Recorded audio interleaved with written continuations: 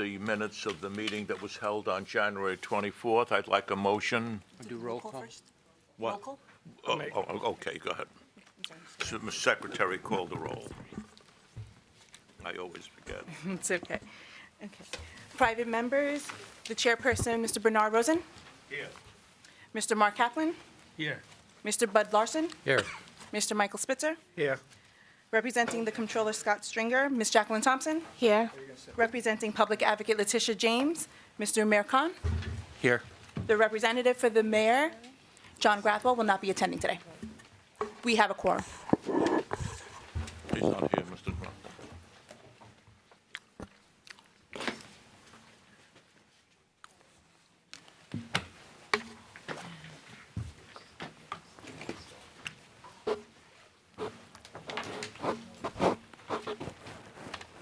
Before we move on, I need a motion to accept the annual report of the Audit Committee with the appropriate edits that were submitted to the Secretary.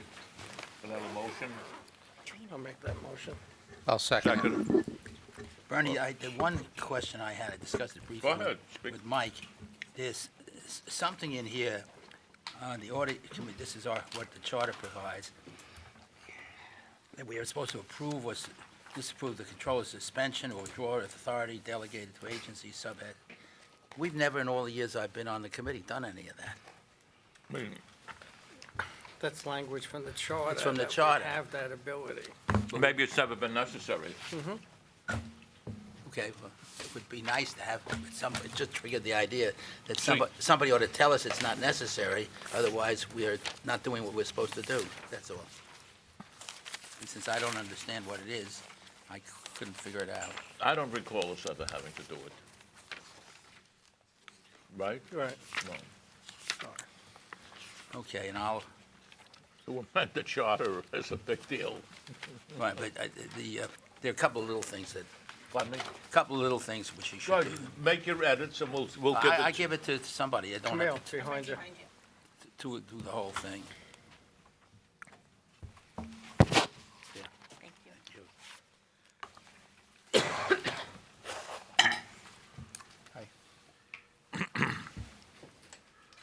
Okay.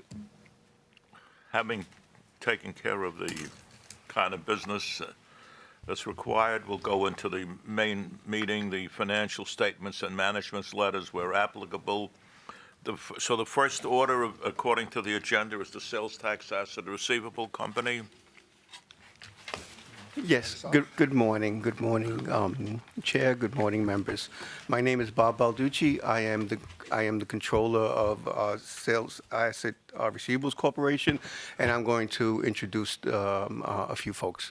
To my right, I have Alan Anders, who's he's actually the deputy director at OMB, and in his role with STAR, he is the president of STAR. And as to his right is Jay Olson, who's our treasurer for STAR. And to Jay's right is our auditors, Tosky and Company. And I'm going to introduce Brent Jensen, who's representing Tosky today. Is your mic on? Yes, it's on. Let me just push it Okay. closer to me. I'm usually loud enough. I don't need a mic, but you know. You have to speak in. Okay. So, Alan. Okay. So we have, I think, two inactive authorities to talk to you about. So you put one of them first and one of them last at the end of the morning. So STAR is first. Good to see everybody again. Another year, another $10 billion of bonds from our perspective. And so It's nice to have debt service savings, right? yes, always. Nobody complains. Go Always, ahead. always. They complain if we don't have them, particularly in your old position.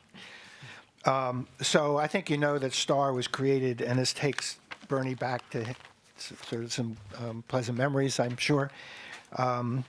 2004 was created to basically advance refund the MAC bonds and provide savings to the city, because I think it was about $500 million a year we were paying at the end of MAC. And the legislature agreed that we could securitize state sales tax that was coming through LGAC and pay it with $170 million of debt. So it was less burdensome on them, less burdensome on us, and it was a good savings for us in 2004, 2005.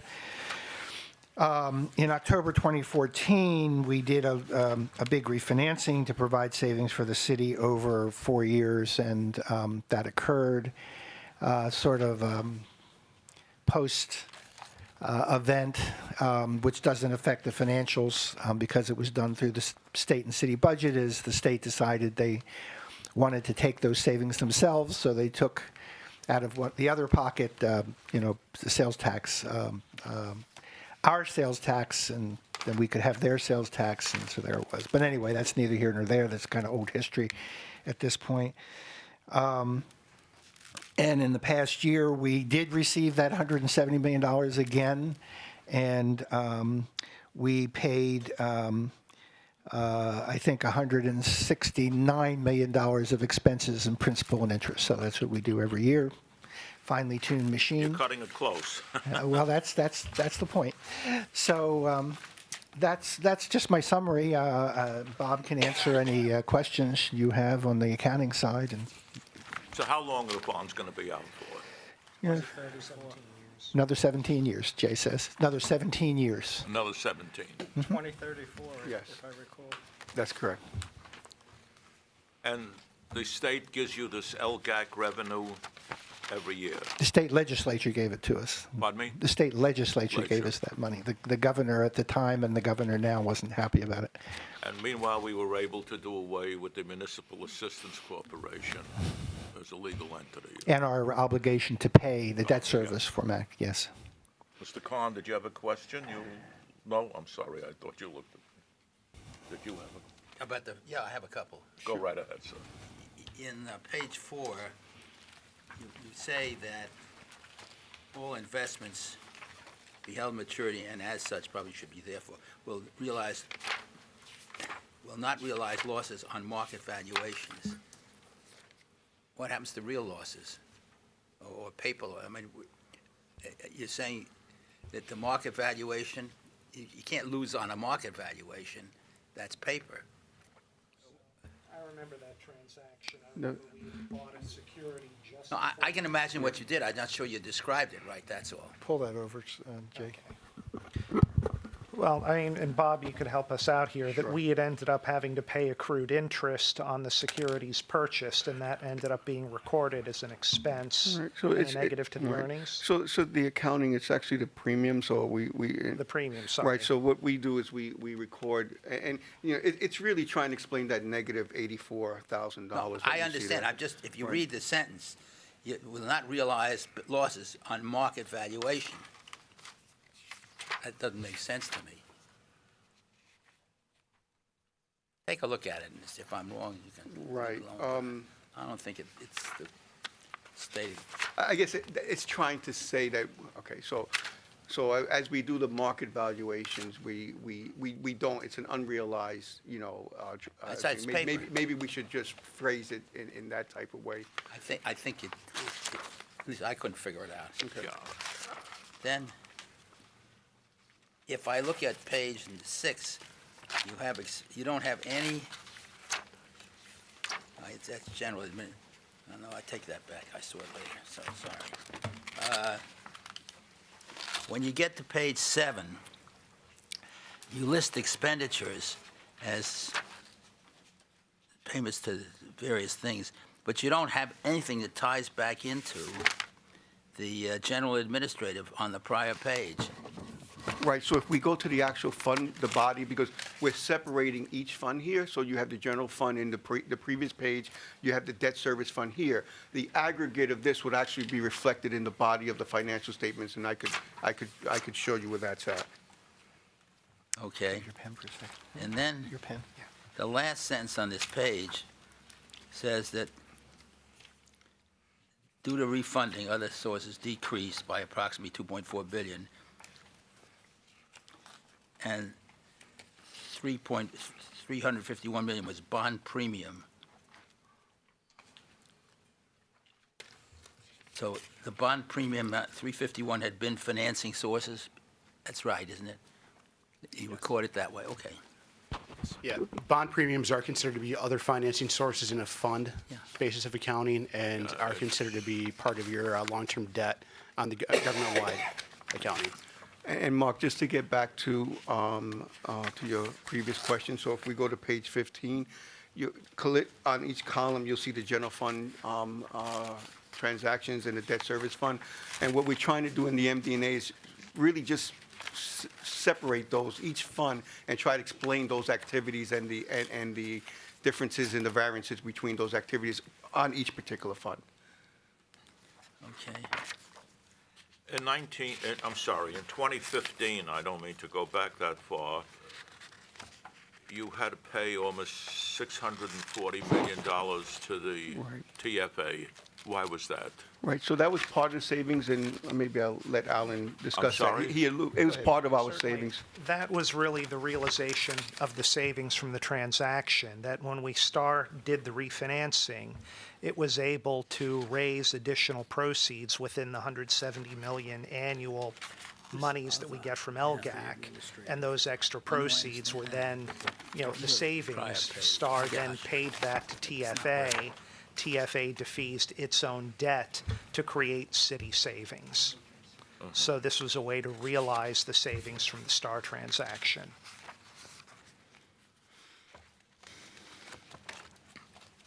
That put you negative in the statement of activities. I mean, that, in a sense, it's,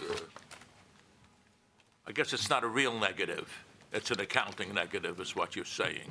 No, so, in 2015, you mean, or? Pardon now? me? You mean in 2015 or now? Yeah. No, we weren't in a negative. Actually, we brought in enough bond proceeds to offset all of the outlays, so we didn't report a negative that year. But why did you pay money to the TFA? Because they gave you money to, Right, so we had 600, so after the refunding, the savings, we were able to bring okay. in All right, no, $640 that was million, you- which we were able to transfer over to the city. to, TFA. I guess, bolster up to the the city. Transitional Finance Authority. Okay. One little, on page 20, you say Star is not an OPEB plan. That'd be fun. It's not an OPEB. It didn't have an OPEB plan. We'll fix that. I know, but you're not a participant, you're not an OPEB plan. Yeah. I'll give you a little lot more than that. You're going to see that in each one of them, so I'll take that note. I know that. But it's not active. Okay.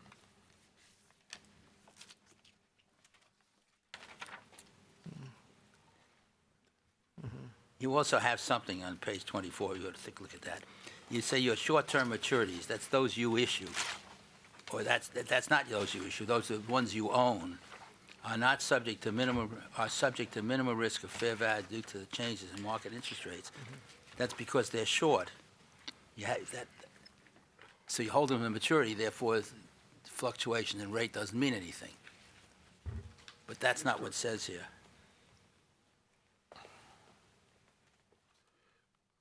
It doesn't indicate, you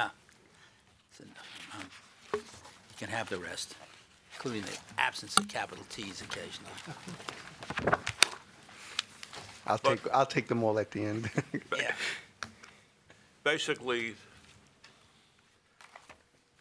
there's no activity. No You get the activity. 170 million, you pay your bondholders, That's it. And Another that's it. 17 years. unless you do another refunding one of these days. You'll get crazy, and then the fun and games begin. All right, I can't blame you for that. There's I nothing hope we like don't that. have a bad enough recession. Pardon me? I hope we do not have a bad enough recession to bring interest rates that low. All right. As I say, debt service savings, I remember, were always easy. Right. You don't hurt people or anything. The new tax Are laws. there any more questions on the sales tax asset receivable company? If not, we have the New York City Tax Lien Trusts, which are, I guess, what was the old INREM Yes. business, and Jay Olson is, oh, well, why don't you? I think you have somebody get the joining us. introductions again? Yes.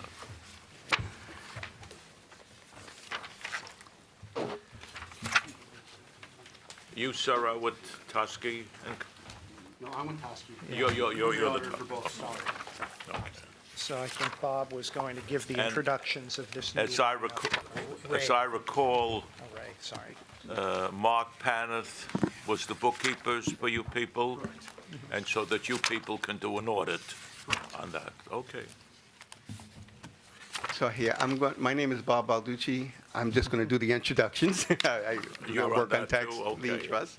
So we have Alan Anders, who serves in the capacity. There are no employees or officers here, but Alan oversees the financing and the issuance of the tax lien trust, along with Jay Olson in their city role. Besides them, we have Toski, who is the auditor, who we reintroduced Brent, and we have the compilers of the financial statements, which is Mark Paneth on all the way to the last person on our right. We also have the perk here, I believe. Yes. And if you guys could please introduce yourselves, because Tom Gallagher. okay. Sibby Thomas, Marks Planet. And I'm sure that you all know Raymond Lee. He works on the city side, and he worked with our old director of accounting, and he's here with us as he worked also with the group here. The tax lien program is administered jointly by OMB and Department of Finance, and LePerc has been our program manager right from the beginning. Jay will tell you how many years this program has been going on to great success. So, in contrast to the other entities we're discussing today, Speak into the mic, please. in contrast to the other entities that we're discussing today that have either financed the city capital program or created debt service savings, this is really a program for revenue enforcement for Yeah. the city's property tax stream and the water board's water and sewer fees. So, as Alan pointed out, we've been doing this for 21 years. I guess everyone remembers the 20-year gala last year that we had. I'm kidding. That didn't happen. You see before you four discrete sets of financial statements, 2017A or 2016, 2015, and then the 1998-2 trust. So what we end up doing is every year the set of liens that are eligible for sale, we get securitized, but there's a lengthy process before getting there. And those trusts sell bonds to purchase the liens. Servicers work on collecting those delinquent taxes and water sewer fees, and the collections repay the debt. So Yes, to you wit, the reminded me, 2015 trust is still active, still had bonds outstanding as of June 30th. At the end of 2017, calendar 2017, those bonds were paid, and that will be consolidated or has been consolidated with the 1998-2 trust. And, next year there will be a 2018 trust. But generally the life cycle is they issue bonds, collections repay the debt, and the liens that remain in those active trusts are consolidated in the 1998-2 trust. So the 98-2 trust is really the repository for liens after bonds are sold against it. So for 2017, the bond sale activity generated around $60 million of proceeds, 50 of which was paid over to DOF, representing property tax collections, and a little over $10 million to the Water Board for water and sewer fees. In addition, the 98-2 trust, which was sort of the residual, provided around a little under $60 million of residual cash flow to the city and DEP. So, it's just advancing the revenues that are otherwise payable to the city and providing an enforcement mechanism for those delinquent payments. So, with that, I'd turn it back over to you guys. So- I'm sorry, one more thing. Toski needs to speak to some required reporting to the audit committee, as it always does, and there are also some changes in the reporting that probably merit mention. Sorry. All right, thank you, Jay. Thank you. So as Jay just mentioned, there were some changes to the reporting in the current year. The comptroller's office recommended that the changes be made. Both Marks Paneth and us both agreed with the idea of these changes. Fix the mic. Oh, sorry. The changes that were made were to move the financial statements away from a governmental activities presentation to a business type or proprietary fund financial statement. The prior year were presented as governmental activities. Those have been represented and restated in the current year financial statement to conform to the business type activity presentation. The differences of that presentation are effectively that the assets and liabilities have now been segregated into the current and non-current portions, whereas prior in the fund basis and government-wide, that was not a requirement. The revenues and expenses are now classified as operating or non-operating. A statement of cash flows is now presented within here. And the fund basis statements and reconciliations to the government-wide no longer exist, as those are not required in the business type, because business type is presented full accrual. And that's really effectively the changes that occurred. I'm going to address these as effectively one overall set of disclosures, even though there's 4 separate legal entities. They're pretty consistent, so I don't see any reason to address any of them specifically unless you have questions. On each of the 4 statements, we gave a clean, unmodified opinion in accordance with government auditing standards on the business type activities of each of the tax lien trusts.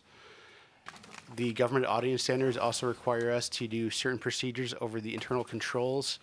And although we do not issue an opinion on internal control, we are required, if we come across any material weaknesses or significant deficiencies, to report those. There were none in any of the tax lien trusts to report. And then beyond that, I'm just going to go through a few of the standard required communications that are in our report to the board document, which you have for each of them. So, first of all, the significant accounting policies of each of the tax lien trusts are detailed fully in Note 2. The practice of accounting requires certain estimates be made. The most significant of those estimates is the account receivable. We use cash flow projections that are done by Tom's firm with LaPerk and reviewed by us to see that they're clear and consistently applied. We feel that they are. That's also your most sensitive disclosure, being the dollar amount of the receivables being significant to the trust, and the nature of the estimate making them a sensitive disclosure. There were no difficulties encountered in performance. Basically, Sorry. your point is you're not in accordance with the GASB rules anymore. No. You're No. doing it like in accordance with That's- FASB, let's say. No, that's not correct. Governmental statements, even business type, still comply with GASB. So it's still a requirements. governmental accounting still- type statement? So it's still the governmental accounting type statement. It's Then I considered. misunderstood you, sir. I'm sorry. It's considered a governmental proprietary fund now, which is done on a full accrual basis of accounting. It's similar to a corporate type, but they still apply all GASB statements. And rather than take the potential revenue as revenue, you securitize it and issue bonds against it. Is that it, Jay?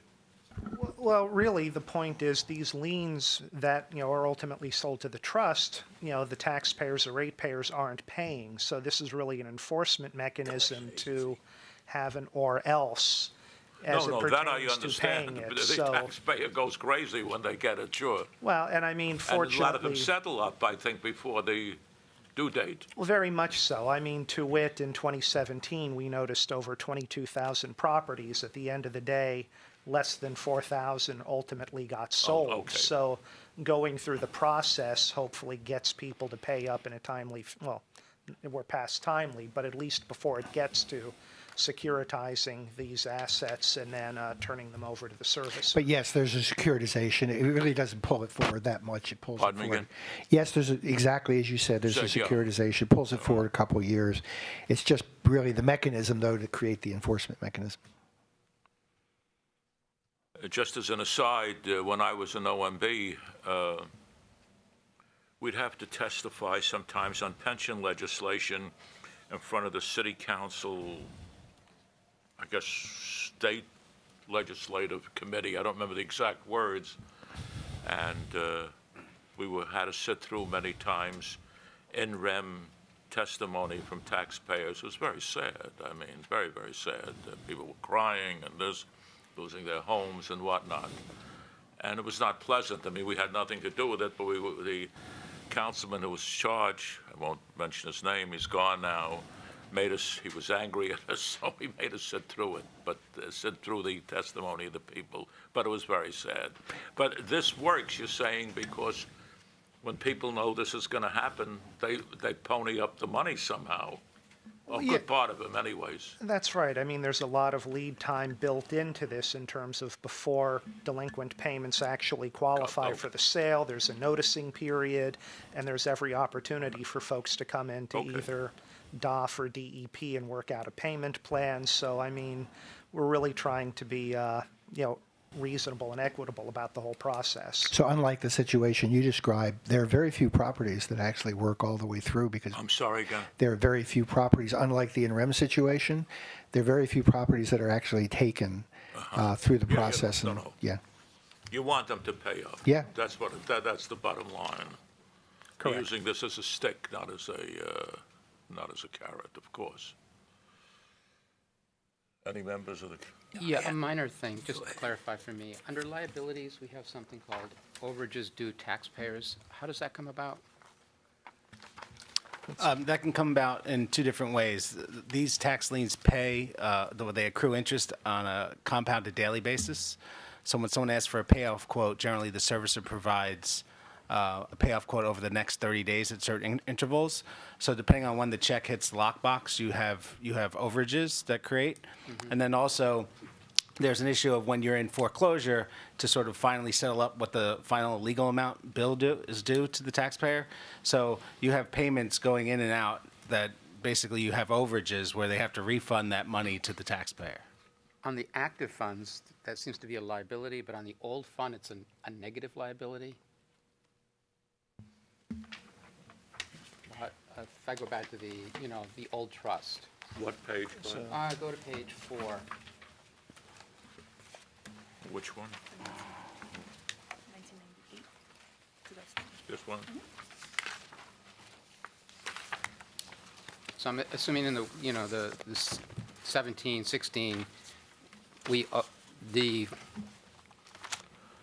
payment is owned back to the taxpayers because Right. of the gyrations. But in the kind of residual, all left over fund, the sign flips on that. Right, there could be shortages as well, which are basically short payments where someone makes a full payment and the amounts are such that the property has been liquidated and we just haven't closed it out yet. So it's all the money you're going to get from that property, given it, whether it's a bankruptcy settlement, et cetera. So that's going to wash out as almost like a charge off.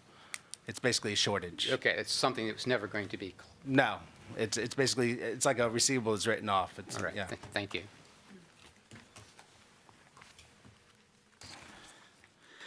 I have a couple of questions. Go ahead. The reference that in order to comply with SEC risk retention regulations, what are those? So the SEC, as part of a whole overhaul in the asset-backed security world, basically issued regulations which said that issuers of securities have to actually have a sort of equity risk in the pool of assets that, or in the bonds that you issue. So they basically passed rules that, to simplify, basically says that an issuer of bonds has to hold at least a 5% interest in the securities they issue. So the way that happens in this context, basically the city as the sponsor has to basically own a 5% interest in the bond, any securities that are issued. So the way we resolved that issue is we had the 1998 2 trust buy 5% of the bonds that the 2017 A trust issued. And so it holds them pro rata just like any other bondholder. It gets paid quarterly plus interest just like any other bondholder. You can see I don't practice law in that area. This came out of the mortgage crisis in 2008. Remember the skin in the game, and the mortgage lenders didn't have it. And so Now, when we, I was just going to ask Sorry, a quick Bernie. one. I'm looking at page 4 on the 1998 trust, and you're saying distribution to the city. So I guess the question is that the city recorded as revenue? Jackie? Do you remember if you? We record it as a due. Speak up there. I believe we record it as a due from. You would As record it as revenue? revenue.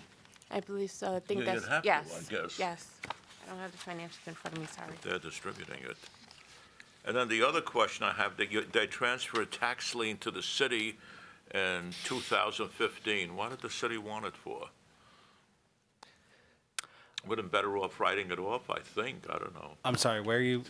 I'm looking Page at four of page the 4. Graveyard Trust. What do they want it for? It's the graveyard trust.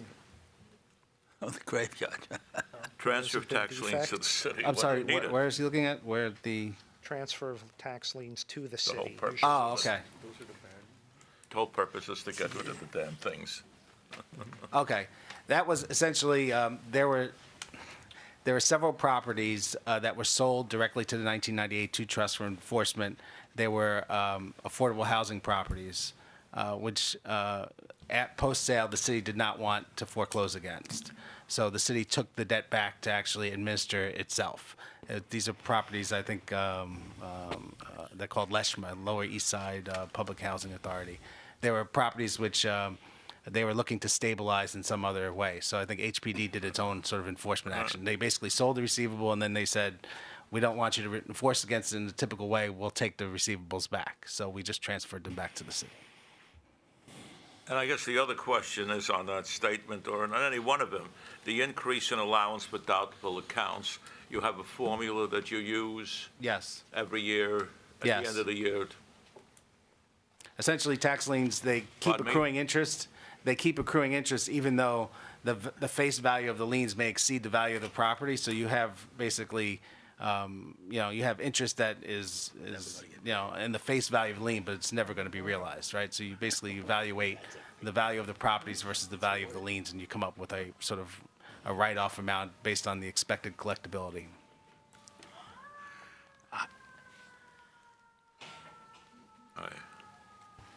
I guess what is the nature, again, of the distribution to the city? Your bonds don't throw off anything. You have to pay the bonds, Well, but, the 98 2 Trust doesn't have any debt outstanding, so okay, the, okay. most of the liens came from other trusts that did securitize. So this is these liens are basically, free and clear of any debt, you were and able any to give them some collections money. would go straight to the city Okay. or the water All right. board.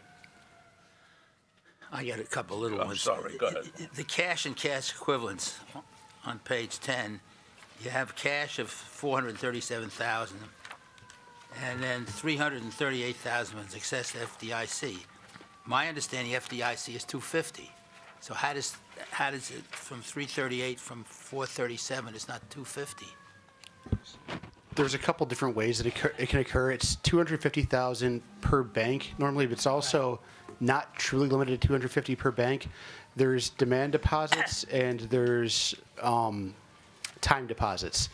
Each of demand deposits and time deposits can get a separate 250,000 per bank.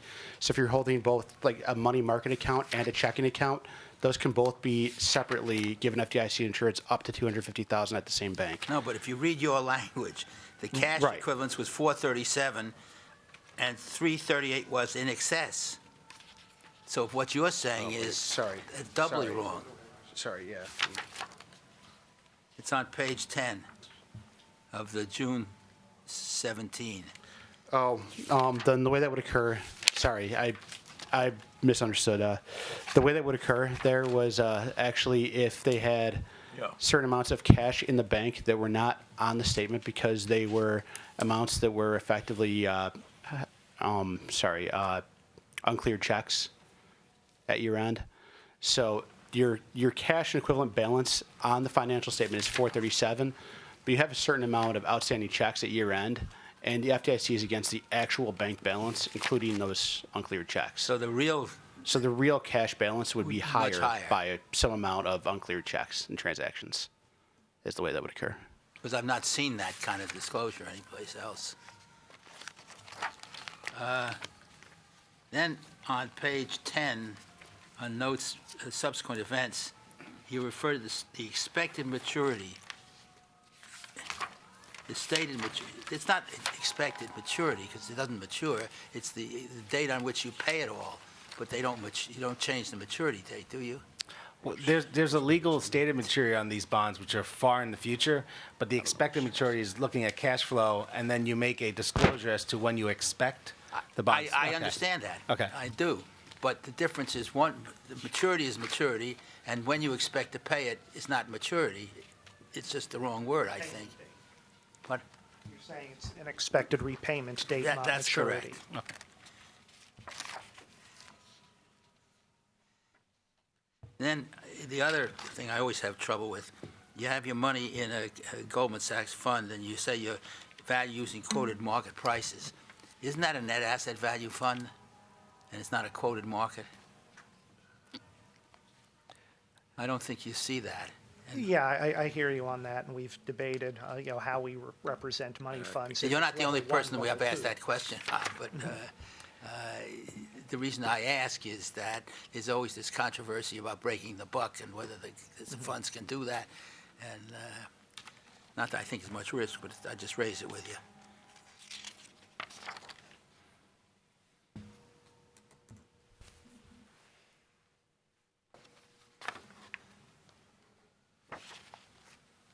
I got other things you can have. I think it works. I guess it works. It's been around for a number of years. And, Over 20 years. the interest rates are pretty high on the unpaid stuff, but I guess that's in the legislation. Yes, in 2017, the city actually I'm sorry? lowered the interest rate for tax class 1 properties from 9% to 6%. Okay. So actually, the newer lien sold for tax class 1 properties is a bit lower, at 6%. Are there any other questions on the tax lien trust, Bud? No. Okay, all right. Then we should move on to the New York City Technology Development Corporation. That's him, okay.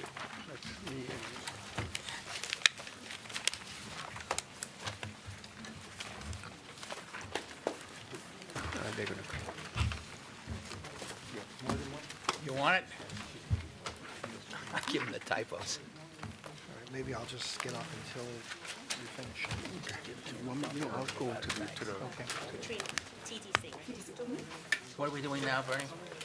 The New York City Technology Development Corporation. A sad situation.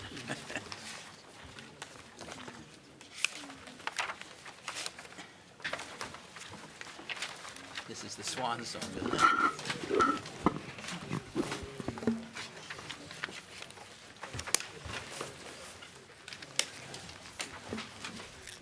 We're ready? Thank you. Find it. Okay, so I'm going to introduce the folks. So, See you changing your seat? yeah, because Alan actually is not involved in, other than giving me permission to service this company, he's not involved at all with this company. So so again, I'm actually just a service provider in the sense of providing the accounting services and financial statement preparation. Put you in it. I also was an advisory to the company as we were trying to cease the operations of the company. We had banking that we had to close out. We had payroll that we had to close out, and of course, the human factor is that as of June 30th, there weren't going to be any employees of that company, and we were trying to work with them. I'm going to introduce a few of the folks to my right. First, the auditors. We have Dan McAvee, who's the manager, the audit manager. Warren Rupel, who was the audit partner on this. And we also had to, as I just mentioned, the operation ceased. So DoIT had a couple of their individuals step in and work with myself and with the folks that were there at the time and to help to close out this company. And we needed to name 2 officers of the company to just, do the final financial statements, the voting of them, and to whatever signatures that have to be done on the banking side. And those folks are, we have Michael, Mike Pastor. Mike, I knew that. It's like, it's like when you have 8 children, you start to forget their names after a while.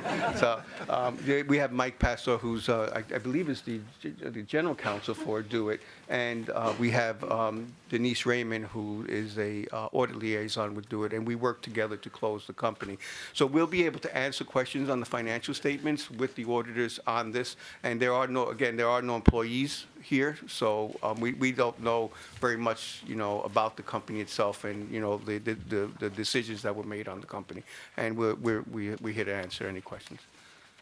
So it's a fairly newly established organization, right? Sometime in 2016? I think it was a little bit prior to that. No, I think this was established back in 2012, yes. Well, maybe, all right. Yeah, that's correct. I guess the question is, how does this fit in with DoIT, with FISA, which are long-term data processing facilities within the city? Right. Does anyone know any of the transitions on the projects Anybody? that they were working on? You can explain that, ma'am? Can you repeat the question, because I think You want me to repeat it? Yes. Well, I mean, I was in the government for many years. You have FISA, the Financial Information Service Agency, which is kind of jointly managed by the city controller and the Office of Management and Budget, i.e. the mayor. And then you have DoIT, which is a large facility in Metrotech. I guess, how does this fit into that? Does anybody? Well, so it was first established, I'm sorry, so it was first established to look at the large IT projects that were happening throughout the city. What we were trying to avoid is not to have, like another city time where we have a lot of these, the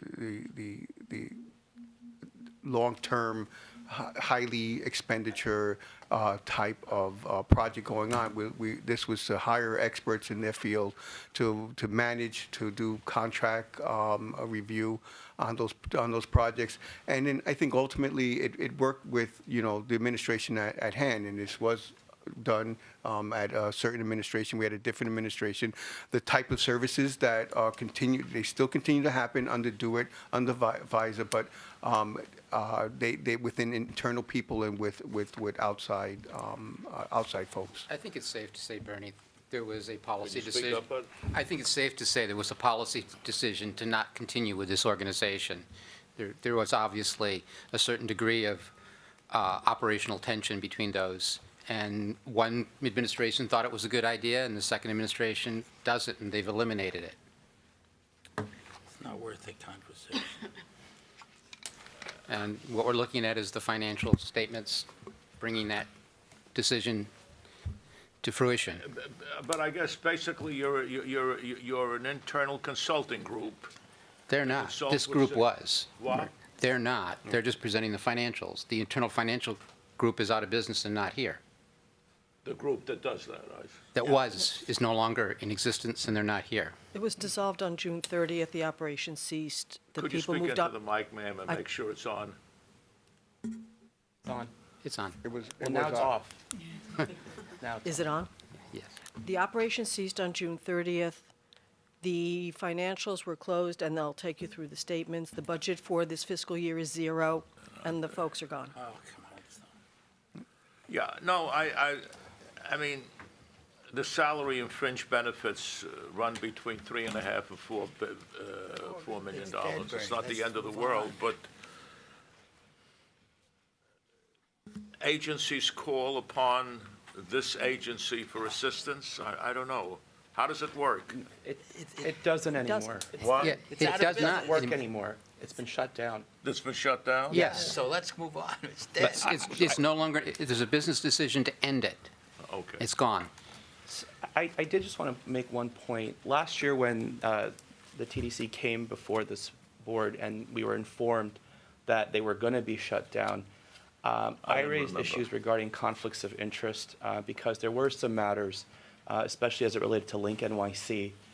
There were reports. And so I don't know if anything was done regarding that, but because there were issues, they weren't, I don't think, even aware of COIB rules or whether or not they applied to them as far as serving on matters, working on issues while in government, and then transitioning into the private sector and making money on the same issues that you were working on. So I don't know if there's any type of examination of that, but I think that's, They don't know. I don't know if that was done. Let's just leave it at I that. really couldn't speak to it They don't because the know role either. that Michael We and I shouldn't have- played we shouldn't have were had this come. to drive the dissolution to completion. Okay. We were not active managers of the operation at all, or work with the staff or any of that piece of it. Let's move on, Bernie. It's a Okay, waste of so time. no, there was I no didn't realize that. discussion or I said, what are they information doing? given to the employees of TDC as Now they it's were coming leaving back as to to me. what their legal obligations were as employees of the city of New York? We did not participate in their decommission. And I just wanted to also let you know that they do have a board, they do have committees, just as every one of these entities. And if you, maybe it might be a good idea to actually just, do a review of their minutes to see if any of those discussions came up and so forth, if you like to, just to close that loop. So, Jackie, this will not appear in the 2018 financials as a covered, okay. So we'll have an extra line on the CAFR now. All right, no, Save some ink. as I say, there was a lot of stuff to go through, and, okay. All right, what's next, Bernie? All right, the next item is the New York City water and sewer system. Could I ask Joe Murin to come on down?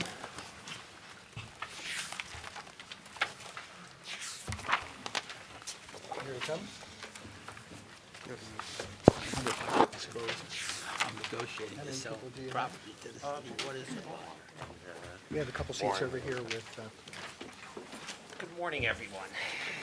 Bernie, I think maybe just for the fun of it, I should tell everybody that my wife owns a piece of property the city's trying to buy for the water system. Very good. I think you finally agreed to sell it, which we were very happy to hear about. I've been trying for years, but you guys want too much, you want the whole thing cleaned up first. Has to be in good working order.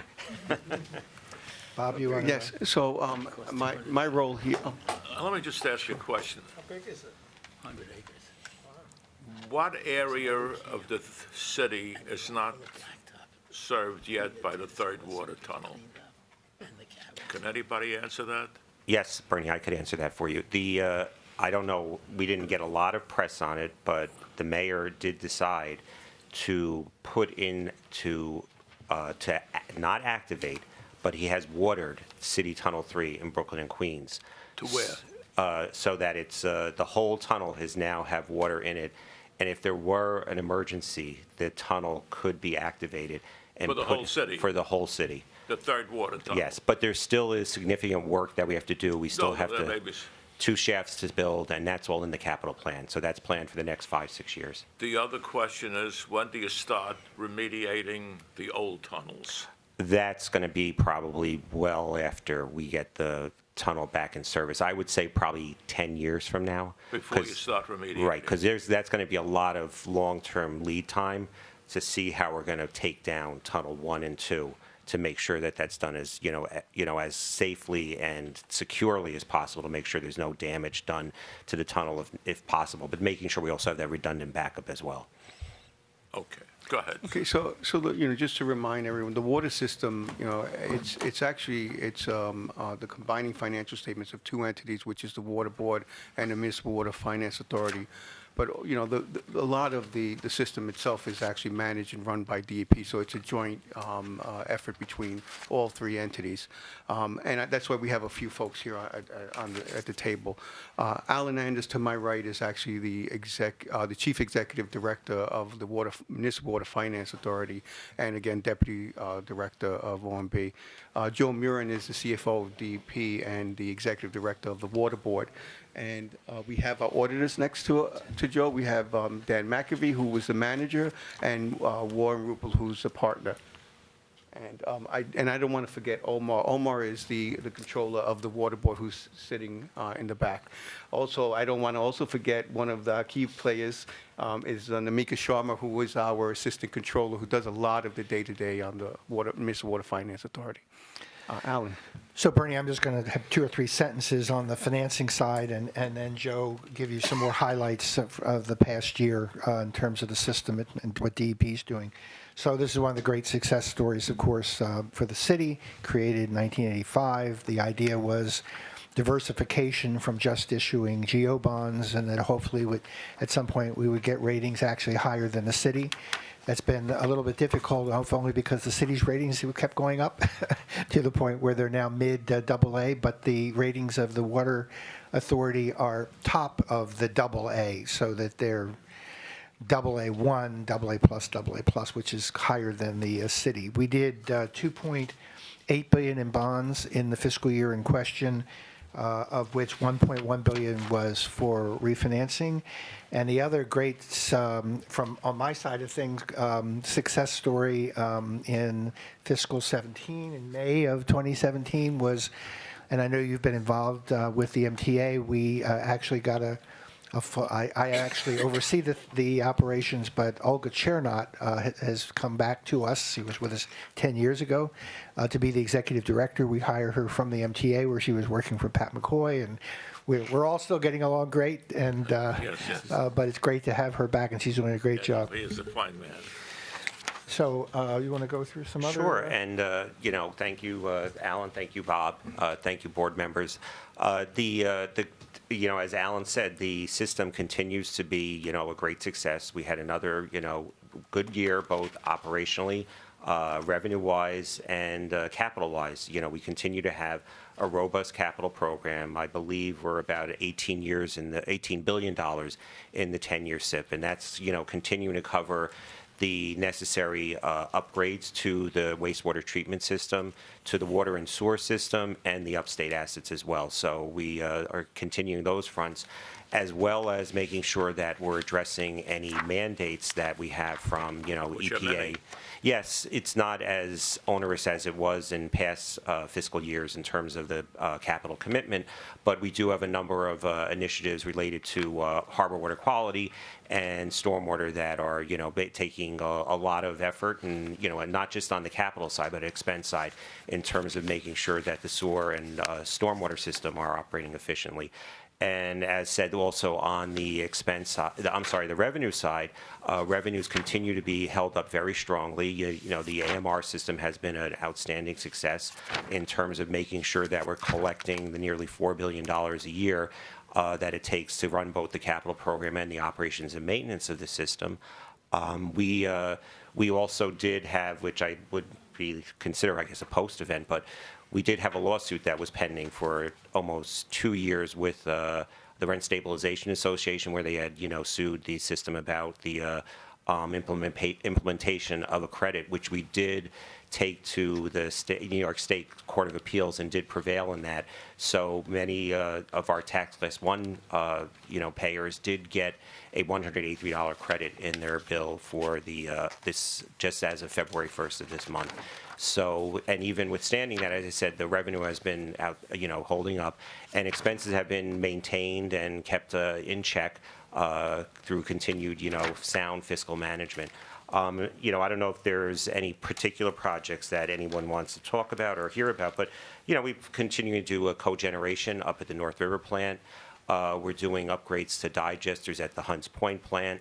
The City Tunnel 3 is a big initiative as well.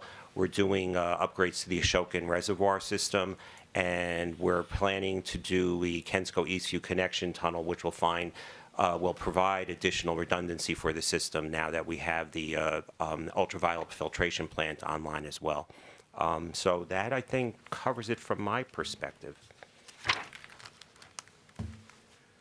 He did a good job, Mark Page. Yes, this was his It's a baby. private comment between them. Yes. You never would have been able to pay for all this pollution control without this. We would be really up the creek.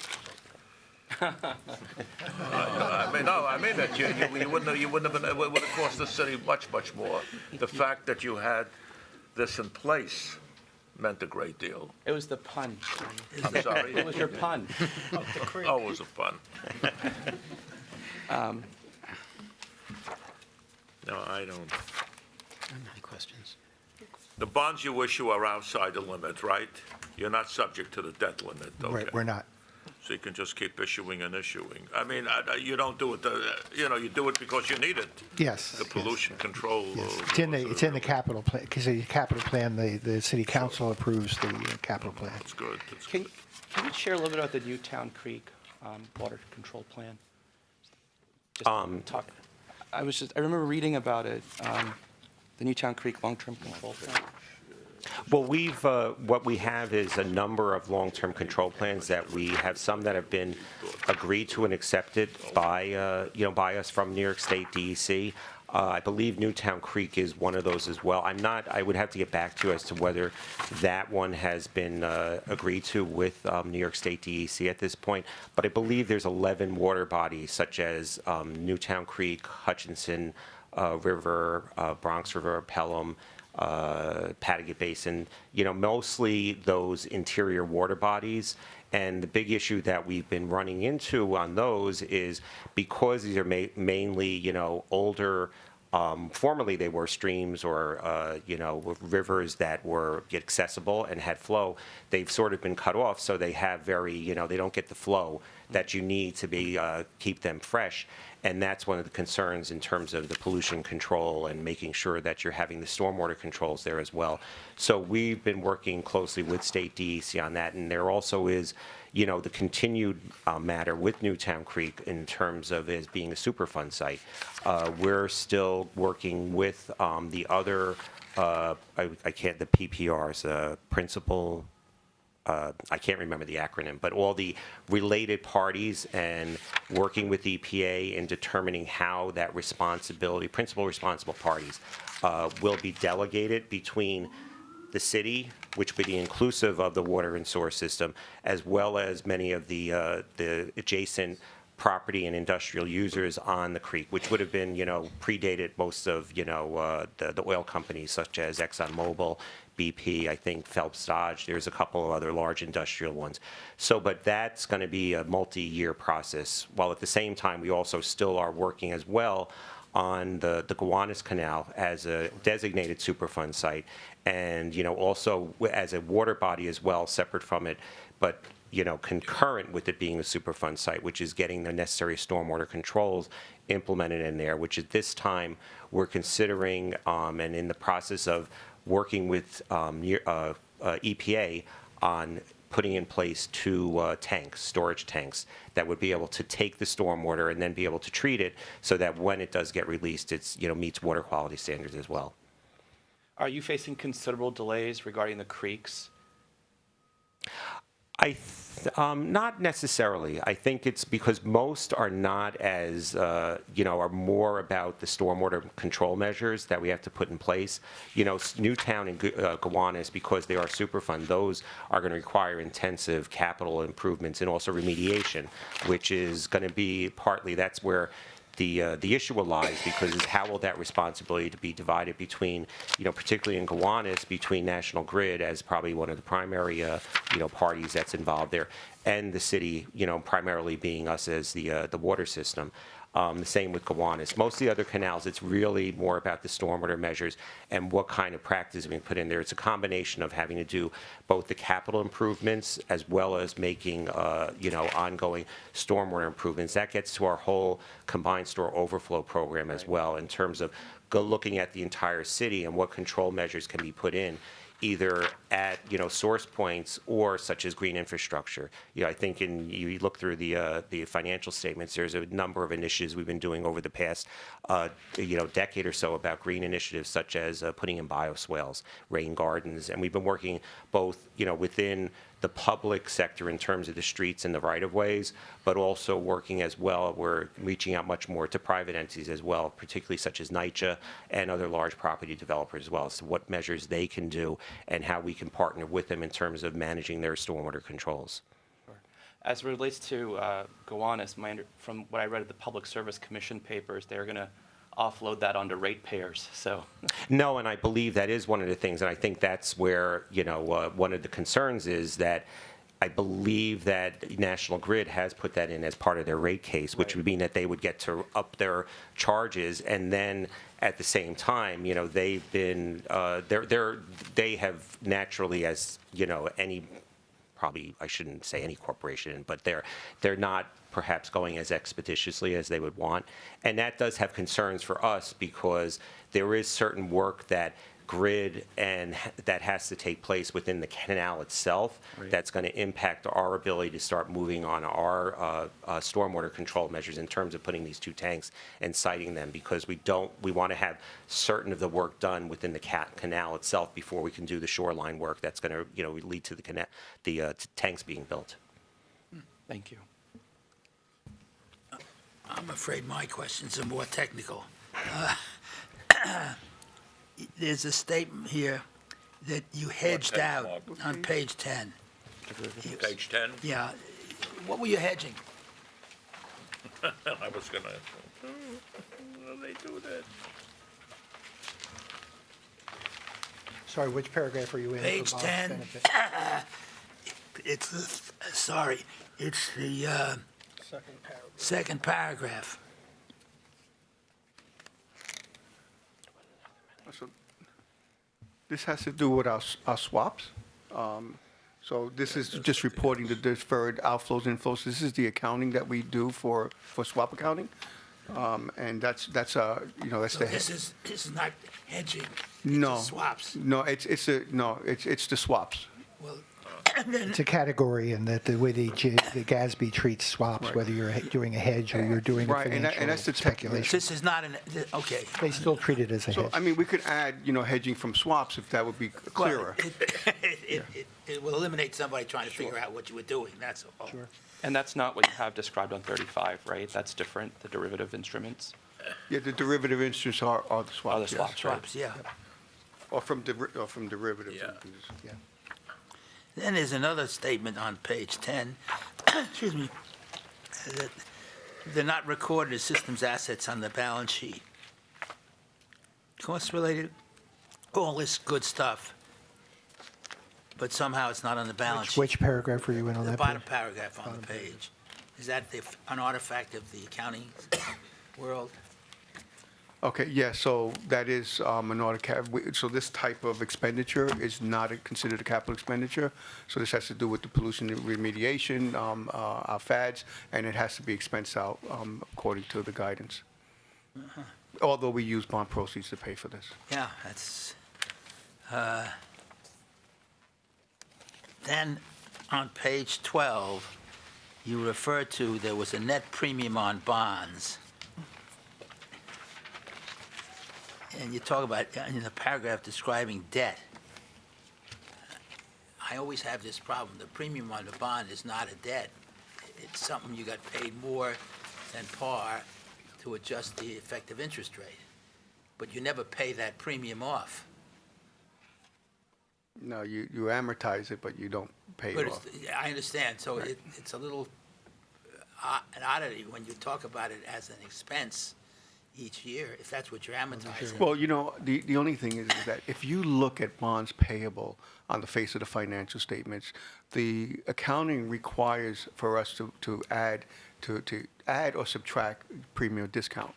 If you look clearly at the tables in the back, that's why we try to segregate the both. Our bond number on the face of financial is different from the actual face of the outstanding bonds. And I didn't really agree with that. We separately reported the premium discount on the face of the financial statements, but now, we got a comment from the GFOA, and we were required to put it in. So I think that, this discussion that talks about the bonds and the premium associated with it, it does relate to how we report it on the financial statement. No, I understand, I understand, but in the real world, it's never an expense. It's a benefit. Right. Yes, but since it is Every a carrying $100 amount. bond, you got 103, you say. Right, and And right. you're reporting that 3 as a liability here. Right, and we carry it and we have to somehow get rid of it, so we get rid of it by expensing it. We do get the certificate of excellence from the GFOA for our, Listen, I once made a speech in which I said that going back, somebody's going to look at 20th century accounting as the same equivalent to the medieval people dancing around trying to figure out how many angels can dance on the head of a pin. Neither bear any relationship to reality. you're not calling us alchemists, though. I understand that. I just had a question also on these interest rate swaps. You go to page 32 and 33 of your statement. On page 32, which is the 2017 fair value measurement, you show what I guess is a liability. on 16, there's no paren around it, so I guess it's an asset? Yeah. No, that's actually, it is a liability, so we should have showed it, you know, you could. So something is wrong with the sign? Right, so, yeah, so that should have had parentheses, since. That should have a since parentheses, we have too. liabilities with Yeah, I would parentheses, figure that. so that was a typo. Good for you. We've always been reporting this as a No, no. liability, it's not an asset. I have the Thank you. same question I asked before about money Given all market the- funds. You talk about money market funds carried at cost plus accrued interest. Money market funds, it's the net asset value. Yeah, it's the value is one. Well, that's a nice question, is whether or not it's really one. Right.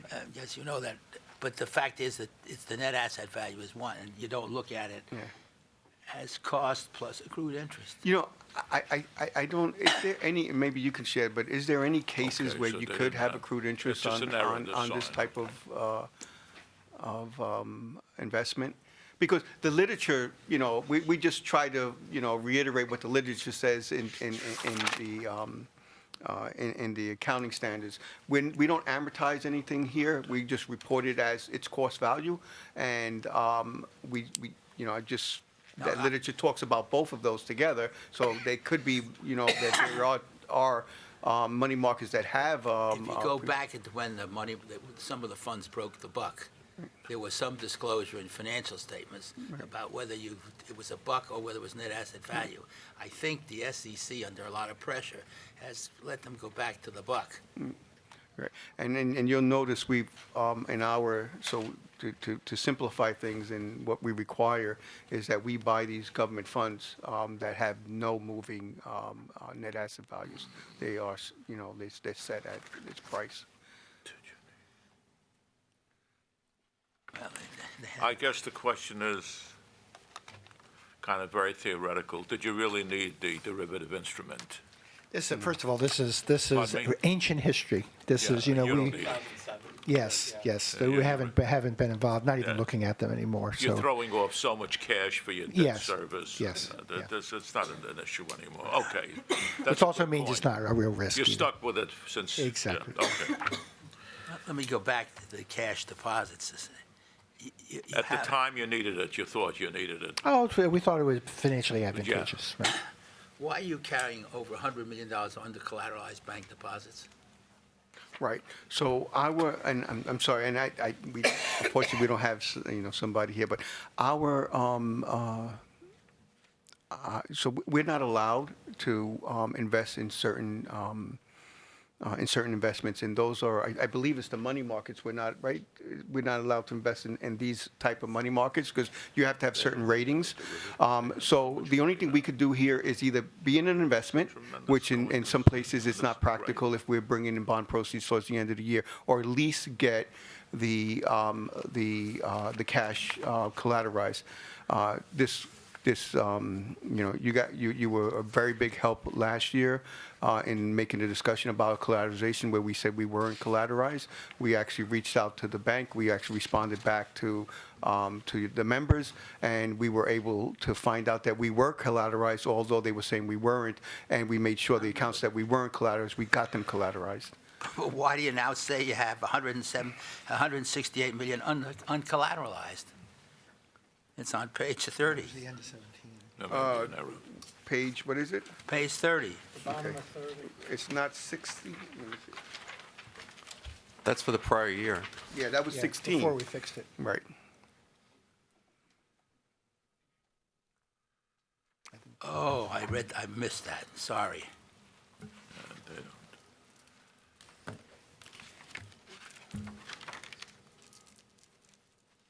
But that actually was the correction that we did based Yeah, on what we, thank our takeaway from our last meeting.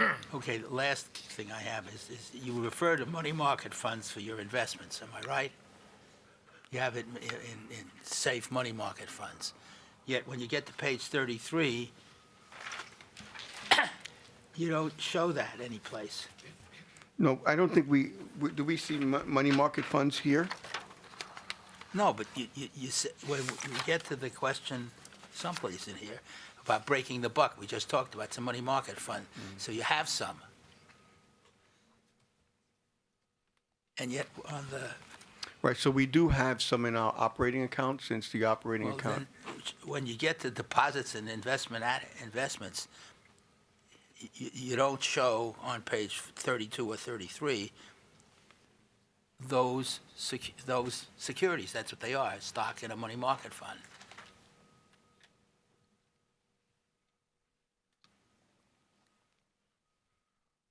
Oh, no, okay, so during the year, we are in this, and now remember this, we have to be in a cash position at the end of the fiscal year and transfer everything out of investments, right? Am I correct? And while during the year, while we're in our money market investments during the year, at year end of June 30th, because the resolution requires us for valuation purposes, is to be in a cash position and transfer all that cash over to one of our revenue funds. You're not going to see this as June 30th balance. Okay. You might think about somebody reading this thing, Right. giving him that explanation, because otherwise it just looks odd.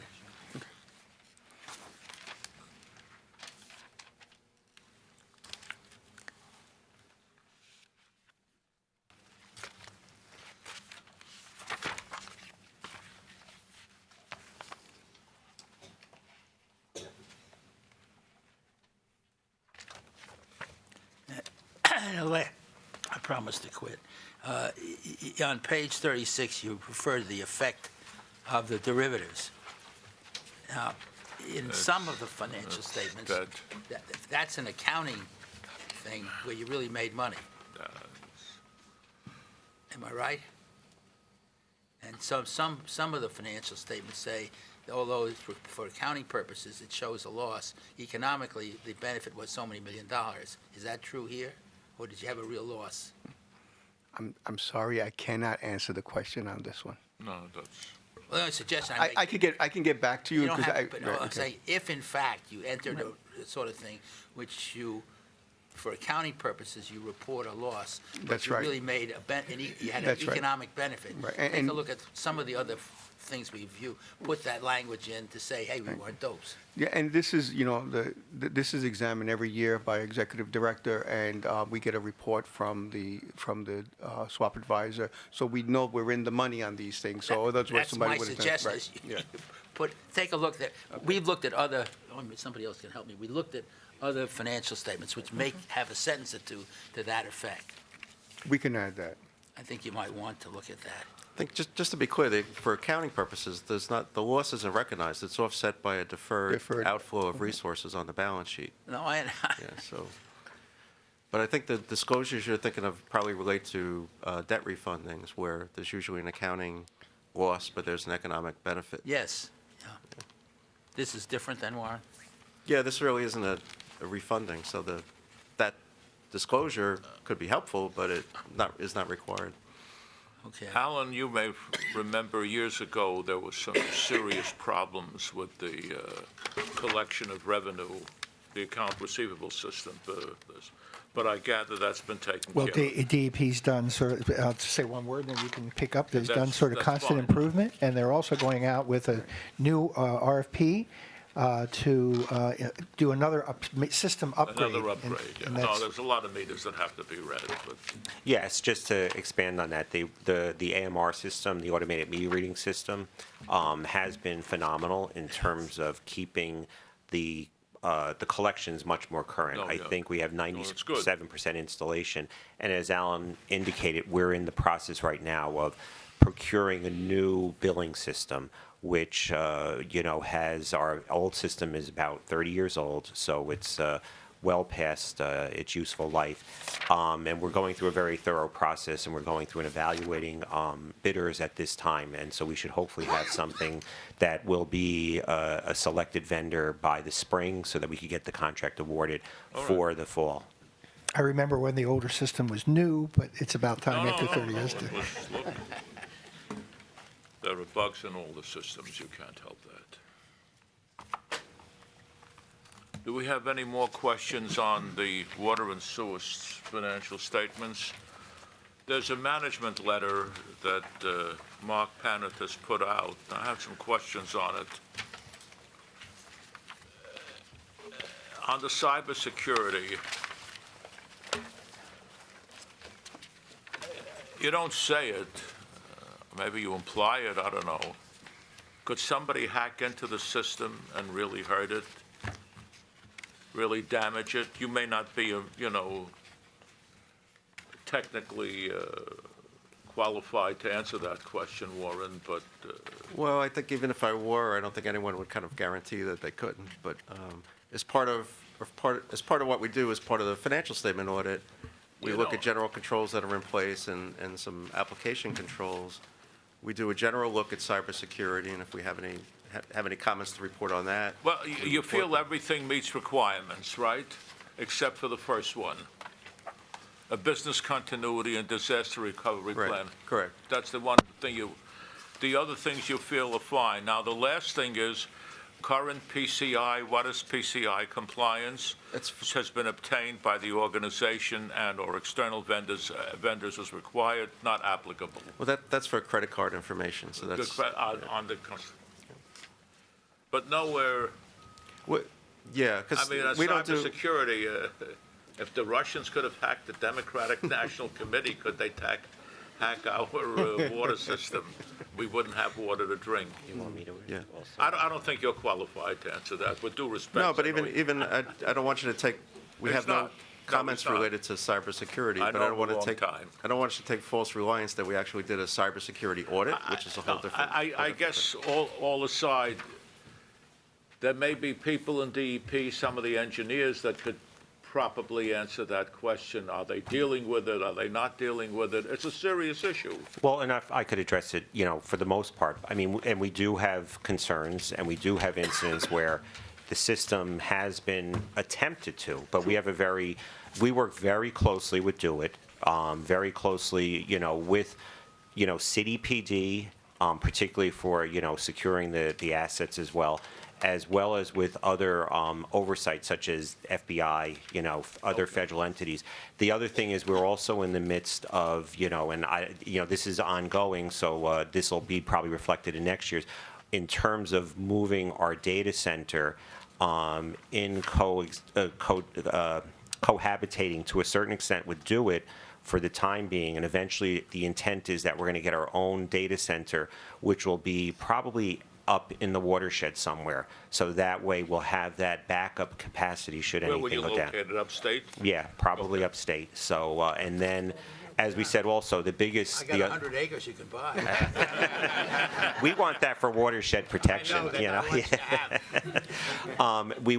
as we were also just talking about, one of the other big risks is the billing system, which we feel is well along its way to getting a new system in as well. So, yeah. I noticed on the Ashoka, you put those two places to put a person to Do you control still have access. the aqueduct police? Yes, we do. There were about Pay them very well, so not so. not as well as PD, but, Yeah, I'm not so sure. And the other point I also want to make is, and if you do look in the capital budget as well, there is, I believe, over $100 million that has been allocated for security upgrades across the system, and that gets All to right, all areas. So that's going to be a that's multi-year reassuring. process. So That's Bernie, reassuring. There's also a concern about physical security. yes, Yeah, no. Big concern. and that's what the $100 million is going to go to as well. Yeah. I mean, everything. I don't want to give the impression that things aren't secure, but we're always looking for how do we bring it up there. And in terms of just access control, making sure that people cannot get into systems, and that both physically as well as through computer-based systems as well.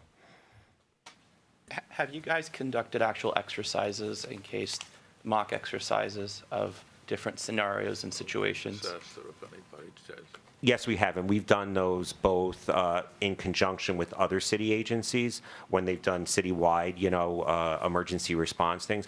We also have done them on our own and in conjunction with, other law enforcement, particularly with the FBI, Homeland Security, Department of Justice, and we've been working closely with them on a lot of those things in terms of, because they're, as rightfully everyone would be concerned with making sure that the water system particularly is, hardened against any sort of infiltration. Okay.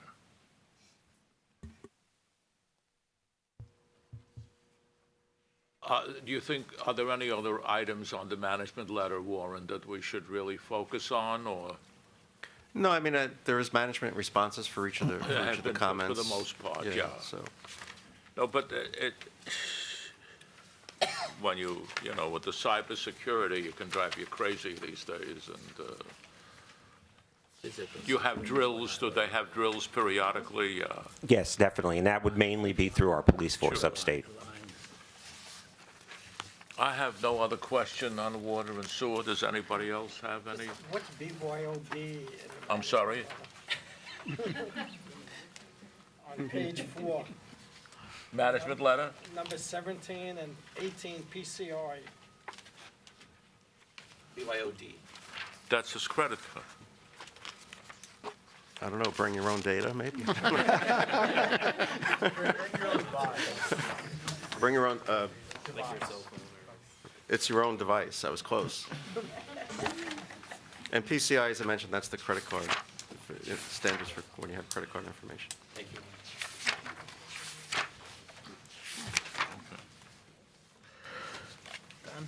Done? Okay. You want some water?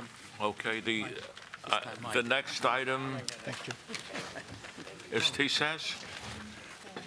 Angela Oh, Hudson Cavalucci and your Yards. partner, Oh, can the you? next item is Hudson Yard. Thank you, sir. Thank you. The whole thing is the cybersecurity. Without that.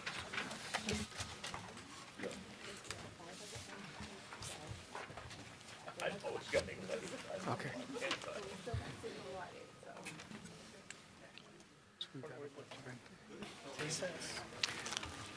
Bob? We're doing Hudson Yards, right? Hudson Yards was next. Should we wait for Mark to come back, or we want You, to start? Mark, or do you want to? Maybe he's trying to sell it. Maybe he's trying to sell his property. No, he has a summer home near one of the reservoirs. I think it's I forget which one in Ulster County.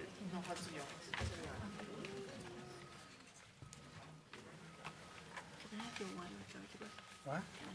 Should we take a 3-minute break? That would be great, yeah. That would be nice, but we'll get a little more coffee, the rest, all right. Jackie, I know it's running late, 5 minutes, give a break. I thought you wanted my cup of water.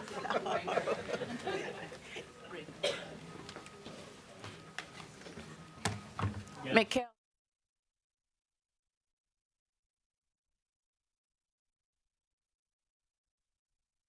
Jay is going to sit on the left of me just because we need to change things a little bit. He's the finance, the treasurer here in Hudson Yards. Alan Anders is the president of Hudson Yards Infrastructure Corporation, and we have Angela Cavalucci, who is the president of Hudson Yards Development Corporation. And to the right of Angela is Dan McAvee, who's the audit manager on this, and we have Warren, who's actually sitting in for Gold Holstein, who's actually the audit partner on it. So I'll be very brief, but when we talked about the water system, I said, well, a couple sentences, nothing new about the bonds, but what's new is all the things that DEP is doing. Here we had an equally important year, sort of a turning point in terms of the bond issuance and the finances in fiscal year 17.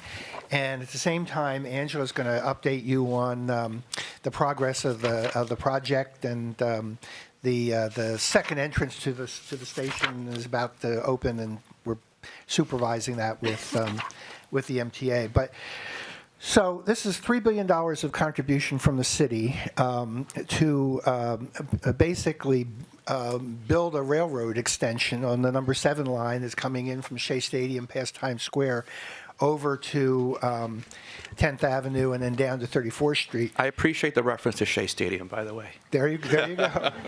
And so when we issued the first bonds in 2007 after doing a rezoning, it was the last frontier in the city, with just auto, where I used to take my car to be repaired. And so we rezoned that area. We issued the first $2 billion of bonds in 2007 and another $1 billion in 2012.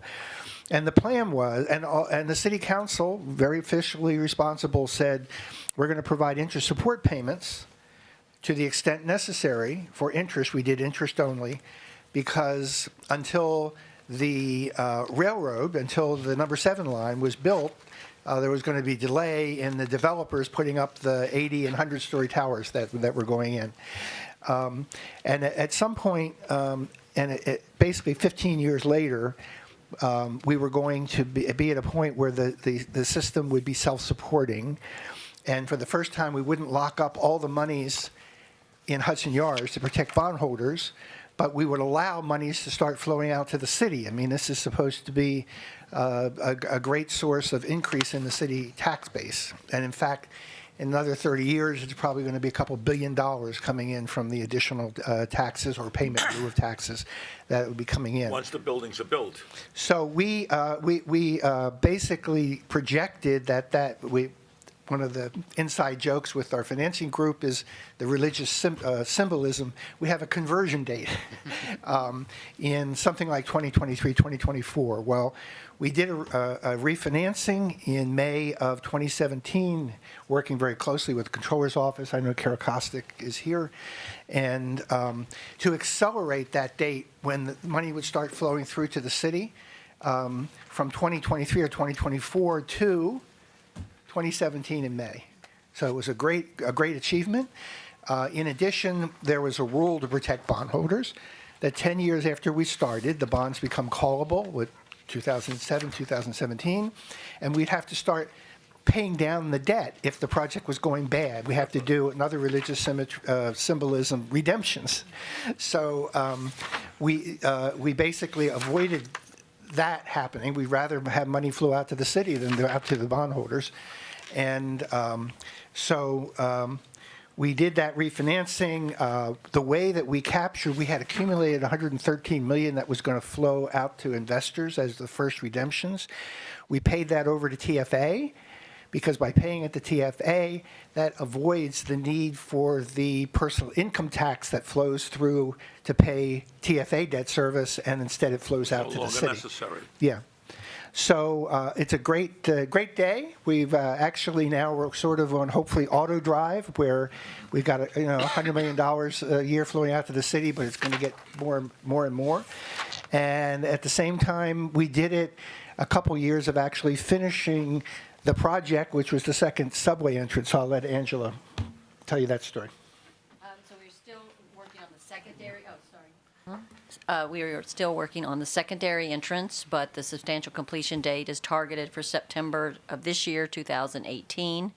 And they're also hoping for revenue service even prior to that, meaning that obviously they will be able to use the station, but there will be some punch list items, going forward for the next couple of months after that. So we're very excited that that will sort of end the number 7, although I guess there's some things in the paper now talking about that being still studied to continue the number 7. But for our project, we're almost near completion of the number 7 line.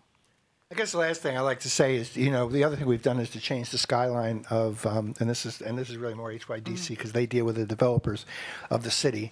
I live in the village on the 16th floor, which is pretty high in the village. There's nothing that you can't see over. And I look out to the Hudson, but also up to Hudson Yards on the right. So over the past 6 months or so, the first tall building, which is more like something like 85 stories, number 10, Hudson Yards, which is a beautiful building I could see built. And then behind it, there's number 30, Hudson Yards, which is going to be, when it's finished, at the same level as the observatories in the World Trade Center and the Empire State Building. Incredible. So I've been looking out at number 10. All that's on the platform over the Long Island Railroad tracks? Or just north of it. Just north of it.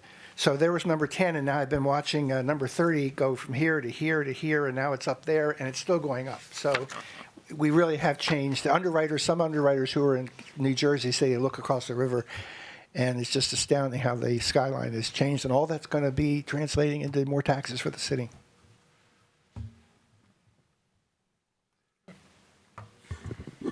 to be one of your tenants. My law firm is a tenant there.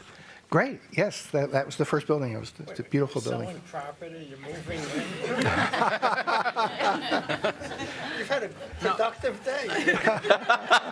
I understand. I told him I'm no longer a partner, so I have no interest in that. All I know is I end up with an office the size of a telephone booth. I guess you're projecting That's what that it's going to be. many years in the future, when all is said and done, there'll be enough pilot revenues to more than offset the cost of the debt service. It's already, that's where we are now. In fact, we haven't had to ask the city council for interest support payments since, I guess 2014, 2015 maybe was the first year that we didn't, because the development has really gone ahead of the other train in a sense, because there's such And pent-up the demand. city paid for the extension of the number 7, right? That's $2.3 billion of the $3 billion, and the other $700 million was for the Park and Boulevard, which is the amenity for the people living there and working there. I see. I just have a question. So last year you gave an excellent presentation and explanation. I remember learning so much about the 7 train and about the station capacity and other matters. Something else that's been bubbling since then and going on even now is the Gateway project, which is, for those of who may not be familiar, it's the new tunnel that has been proposed to be built in addition to additional lines on the New Jersey side for train access for Amtrak and New Jersey Transit. Do you see any risks now that seems there's some additional concerns about that, given the Trump administration's recent announcements? There being any risks if that doesn't happen to Hudson Yards and this wonderful enterprise that we have? Well, putting on my O&B hat, and then maybe you could put on your EDC hat. The state of New York, the state of New Jersey, and the city have all stepped up with what they thought was their share to match the federal share. The federal government has proposed their infrastructure program, but they haven't earmarked any of it for Gateway, which has got to be one of the top priority infrastructure projects, if only because of Amtrak using it. The Gateway is not, sort of goes by Hudson Yards and the towers we have there for the office development and the residential development. So there's no risk to this project. I mean, people aren't going to go there because the trains are coming under them to go into Penn Station. But it's a major priority in the economic development of the city to find a way to fund the Gateway project. I don't know if you have And any. the only other thing I was just going to add is, one of the things as part of the refinancing is we looked at this, that right now what is built and is also under construction, we already have 25 to 27 million square feet, of commercial, residential, and hotel. So we're already, way ahead of ourselves in terms of the zoning, which allowed for about 43 million. We feel quite comfortable. We still have, plenty of some other spaces available along the park, and there's interest in those. We're still selling TDR rights. So we see it as, moving out, and hopefully will be filled to capacity over that 30-year period that we had projected.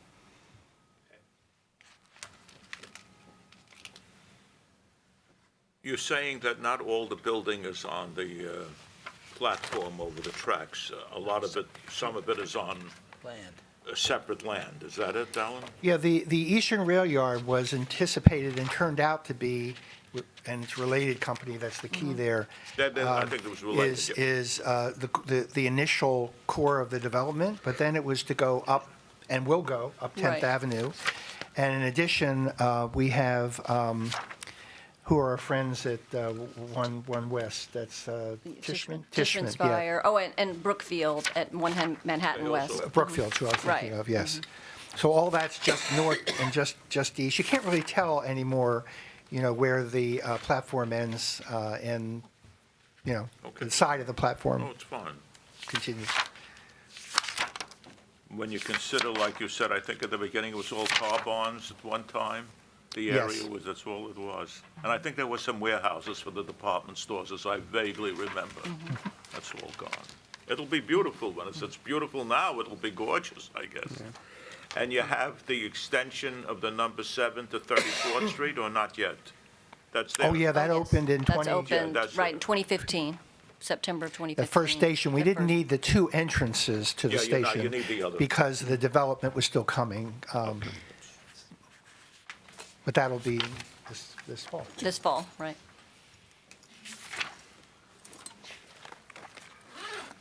Just a question. You could refer to term bonds. All bonds have terms. Why? No, no. No, the term bonds are where you collect, they're typically at the longer maturities. You have serial bonds as long as the interest rates are going up every year to capture the benefit of the yield curve and the lower interest rates as you come in.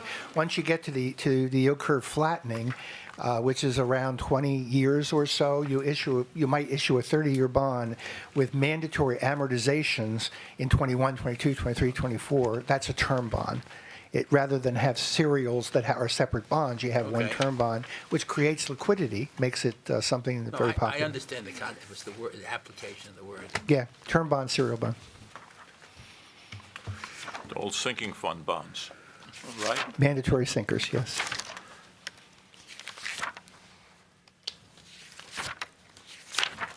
And as stuff will get completed, more revenue will come in to cover the bond costs, the debt service costs, really into the future. Yep. It's terrific. It's a terrific project. It's something to be very enthusiastic about. It looks beautiful, too. I have no questions on these people. Mark, do you have any specific questions? At some place, I thought the concept of done in thousands was missing. Trying to find it here.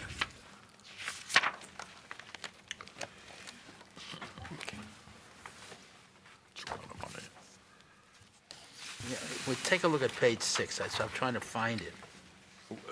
Which one, the infrastructure or the Infrastructure. Aren't these in? Page 10? Yeah, 6. 6. Aren't these in thousands? Yes. And we try to put that on the top of the entitlement. Oh, it's there. of financial It's right there, but someplace else it isn't. I'll find it. Okay. Not a big comment. No,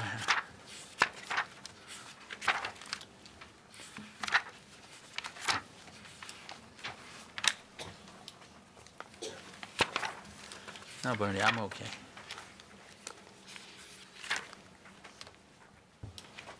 Ma'am, what is the estimated date of completion for that new building? Well, most of the eastern rail yards is estimated to be completed in the spring of 2019, around March to May of 2019. So it's not One so far Manhattan off. West, I think one of their buildings is already completed, but I think another one is 2020. And then the one just north of it, which we're calling 50 Hudson Yards, is projected to be completed 2022. Yeah, we're going in 2020, Bernie. Yeah, all right. Yeah, that's the one Manhattan West project? or- Oh, I know, it's 2020.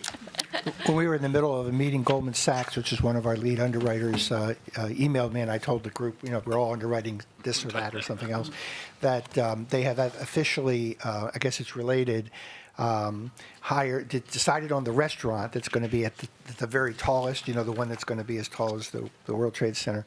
So my reply was, that's great news, but when they decide when the bar's going to be open, to let us know, and then we'll have everybody go up and have a drink. Okay. Oh, here's where I think the zeros are missing. Take a look at the Development Corporation on page 4. What is the next thing? Did I miss it? Or the zero's missing? Did you bring your financials with you? I don't know, I don't think Susan did. Well, I guess they'll tell us. We only brought the HYIs. Those are just small numbers. Just small They just- numbers. Right. That's what it is. Thousands. Okay, just small numbers. Thank you.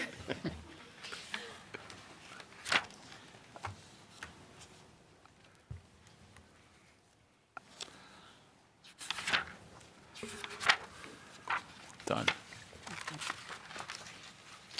Gotta save this. Okay. I'm done. You're done? Okay, thank you, ma'am, Thank for you very coming much. Thank to you. Hudson Yards. Thanks all. Save this It's one. really doing great. Good luck. Thank you. The next item on the agenda is the TFA. You're not selling it to Hudson. No, but I happened to use that as a scratch page to write a number down. Her name. Alan, that's you? Yes, so it's, The two of you, okay. yeah, so it's the you- same, oh, except that Jay's just going to move over one, and Jay's going You need to, a hat, like. yeah, I'm going to get baseball caps. So I can remind myself which one we're talking about. So Jay's going to actually start. Yeah. Oh, yeah, and just one other person I'd like to introduce is Kenny Nareen, who's been on actually the TFA from the time we started this. Kenny's sitting in the back. Great, thank you. I'll try to be brief here. The introductions still hold from the prior entities. The TFA, as you may remember, was created to give the city some extra debt incurring power over and above the constitutional debt limit back in the late 90s. Since then, the entity's been given more legislative authority over time in terms of additional borrowing capacity, and where it stands now in the future tax secured is it could have $13.5 billion of debt outstanding over the debt limit, and any amounts beyond that are scored against the city's debt limit. In addition, back in '07, the TFA was given additional borrowing capacity to borrow against the building aid payable to the city. That's now paid to TFA, and the TFA can have $9.4 billion of building aid revenue bonds, or BARBs, outstanding against the building aid. That's education building aid, so that has financed half of the capital program of DOE. Now it's being reduced to about 20%, but it's education building aid. So during the course of 17, sort of all systems go. The ratings we've discussed in prior years, those remain unchanged.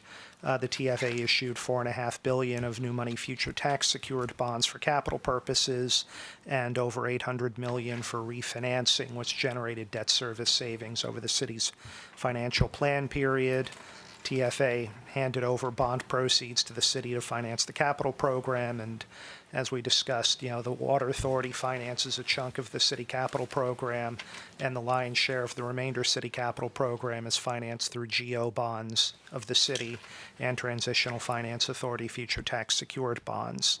TFA collected over $11 billion of income tax, retained about $2 billion of it to fund debt service due in the year, and of course remitted the remainder back to the city to fund city operations.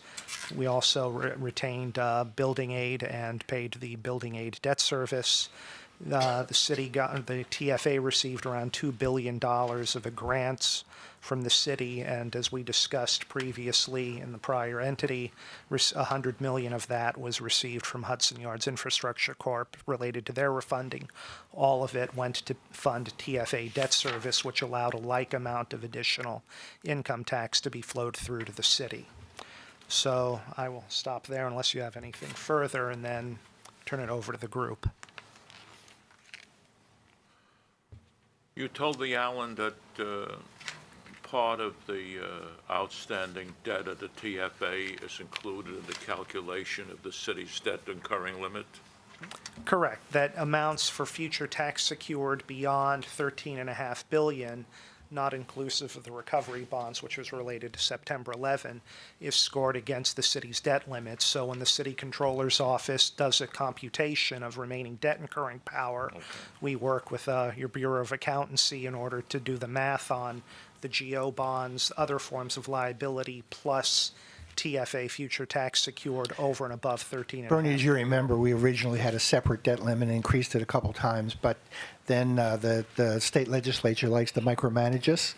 So we had a couple of years when we really needed to increase the debt limit, and they were not receptive. So we said, look, at this point, what we're doing is to alternate GO and TFA, Sure. future tax It's a good secured. credit, too. And so we'll just combine it into, above the 13.5 billion, we'll combine it into the same debt limit. We're not trying to do anything No, fancy, right? And so they said, well, that makes sense, and that's why it was combined. I remember when someone from Budget told me, I was retired already, that when the World Trade Center tragedy happened, the state legislature immediately authorized additional, bond issuances from the TFA to help with the recovery. Of course, the city didn't have the capacity to do that. Right. The state authorized $2.5 billion of additional bonds through the TFA not scored against the debt limit to pay, costs related to the September Sure. 11 attack. That was, again, Mark Page was up in Albany within a week of the World Trade Centers getting hit They surprised us. and said, look, we really need this. And the Build America bonds, those are the taxable bonds that you issue. You get a subsidy from the federal government to pay the additional interest, is that it? Correct. That we have Build America bonds that we've issued that are, have full taxable interest rate, and the investor pays, full tax on it. However, the TFA receives subsidy from the federal government. The same Again, is true with the qualified school construction bonds? correct, and the subsidy is in fact much higher, 100% of the interest cost. So every pay period we, file with the IRS and we get our credit payment, and things go along smoothly. I remember when they first came up with the idea of the TFA, I don't recall, I think it was Joe Loder was the budget director. And we were getting close to the debt limit with the regular GO stuff, so you had to do this. There was a time the property was not so hot as it is today. We didn't like the word that the T represented, which was temporary. That's not the best name for something issuing bonds. but Nothing is temporary. Now it's one of the best credits, and it's still the transitional. When Alan interviewed me for the job, the notion of working for a transitional finance authority seemed a little bit less than wise, but I received assurances that it would be around for a long time to come, and here we are nearly 20 years later. But I think the fact that you include a portion of it with the GO debt and calculating the debt limit is a responsible thing to Yes. do. It was very explicitly not a mechanism to get more debt incurring power over the constitutional debt limit, but rather a way to diversify funding sources. And you built it in with the water, with the GO, which is so important. It's a big city and it needs the flexibility. And on the table, which I think is it's a good explanation on page 4, where you call it parity bonds. That's other than the barbs and other than the qualified school. It's just the regular stuff that you're issuing. Is that it? It's The parity bonds. Yeah, I mean, For want of a better term. Well, we called it that at the time deliberately. It was subordinate to the senior lien, so Okay. we've tried to distinguish the various flavors and priorities. The recovery bonds and parity bonds are technically of the same lien, subordinate to the senior lien bonds. But, for investor And we can purposes. keep issuing Build America bonds and, no more. The Build America bond authorization ran out. It was sort of date sensitive, and past that date, we couldn't do that. With And- regard to the Qualified School Construction Bond Authority, that was related to an amount, and we've exhausted that amount. So It was part of the Obama recovery. Pardon me? Part of the Obama recovery Yeah, plan no, in you're looking in at that, 09 and yeah. 10, yeah. It was a good credit. People bought it. You give them a nice return like that. No, I have no specific questions. And you're not temporary. You're going to be around a long time. I feel better He's been about around that 20 now. Yes, yes. He's been around 20 years, Bern. Just in time to find his way to the men's room, as they say. I just had a related question. With all the changes that are now happening with the tax reform legislation, are there any headwinds that the city faces, whether with this or with, I know some of these programs have ended, but also with Hudson Yards or these other programs where we will there be any challenges? Well, the repeal of tax exempt advance refundings was crazy and not helpful. We basically get most of our savings, and we have a big refunding program every year. And there are more, bonds that were, 30-year bonds, and they were at 5%, and that was a high rate. A normal rate, a market rate. 30-year bonds become 10-year bonds after 20 years.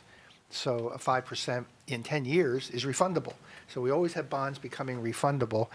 And we usually wait until the bonds can be paid off when we issue the refunding bonds. In other words, current refundings, not advance refundings, which is in 90 days of the call date.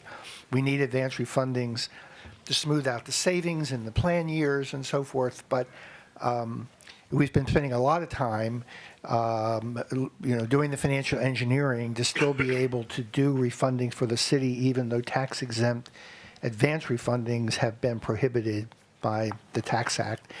Taxable advance refundings, of course, can be done, so that's another tool that we'll be looking to.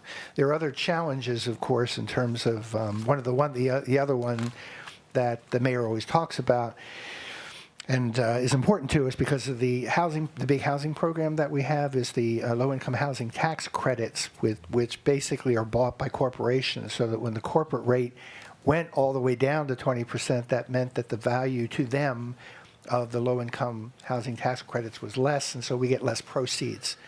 So that wasn't helpful. It was a sort of an unintended consequence of the rate coming down.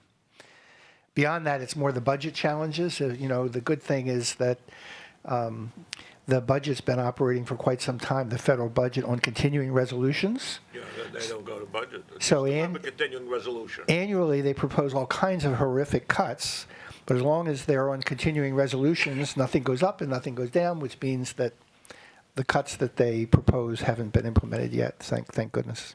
I think you got one now that runs out March 23rd. Yeah, it's a rolling, yes. It's a rolling thing. The only benefit to the city was that it continued the Child Health Plus program, Yes. which is a part of Medicaid for young children. They really extended that. Also, the DISH program, the disproportionate Yeah, share. thank and- God they Yes, got yes, that. yes. If you ran a public company the way the United States is run, your board of directors would be fired. I have one modest question because I didn't understand it. On page 23, you have a sentence in E that says interest expenses recognized, and then you have interest expenditures are recognized. What's the difference? One is out of actually money that's spent, and the other one's an accounting issue?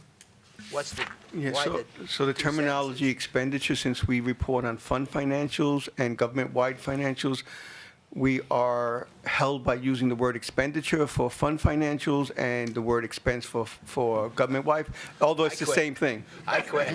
So we'll technically be wrong if we just use just one of those words when we're describing the expense or expenditure. Two different sets of books. That's right. That's right.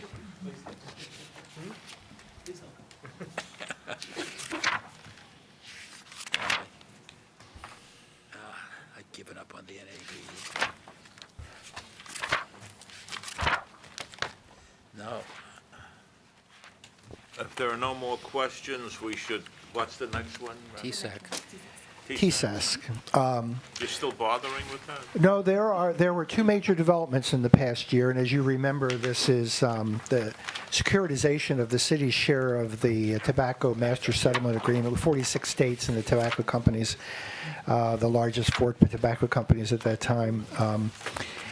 In the New York State's portion, New York State gets 51% of the monies that come in annually every April. The city gets 26.6, and the other counties get 22.1. So we wanted to securitize that for our capital program, and that's what we did at the time. We did a refinancing that kind of restructured things in 2006. The result of which is that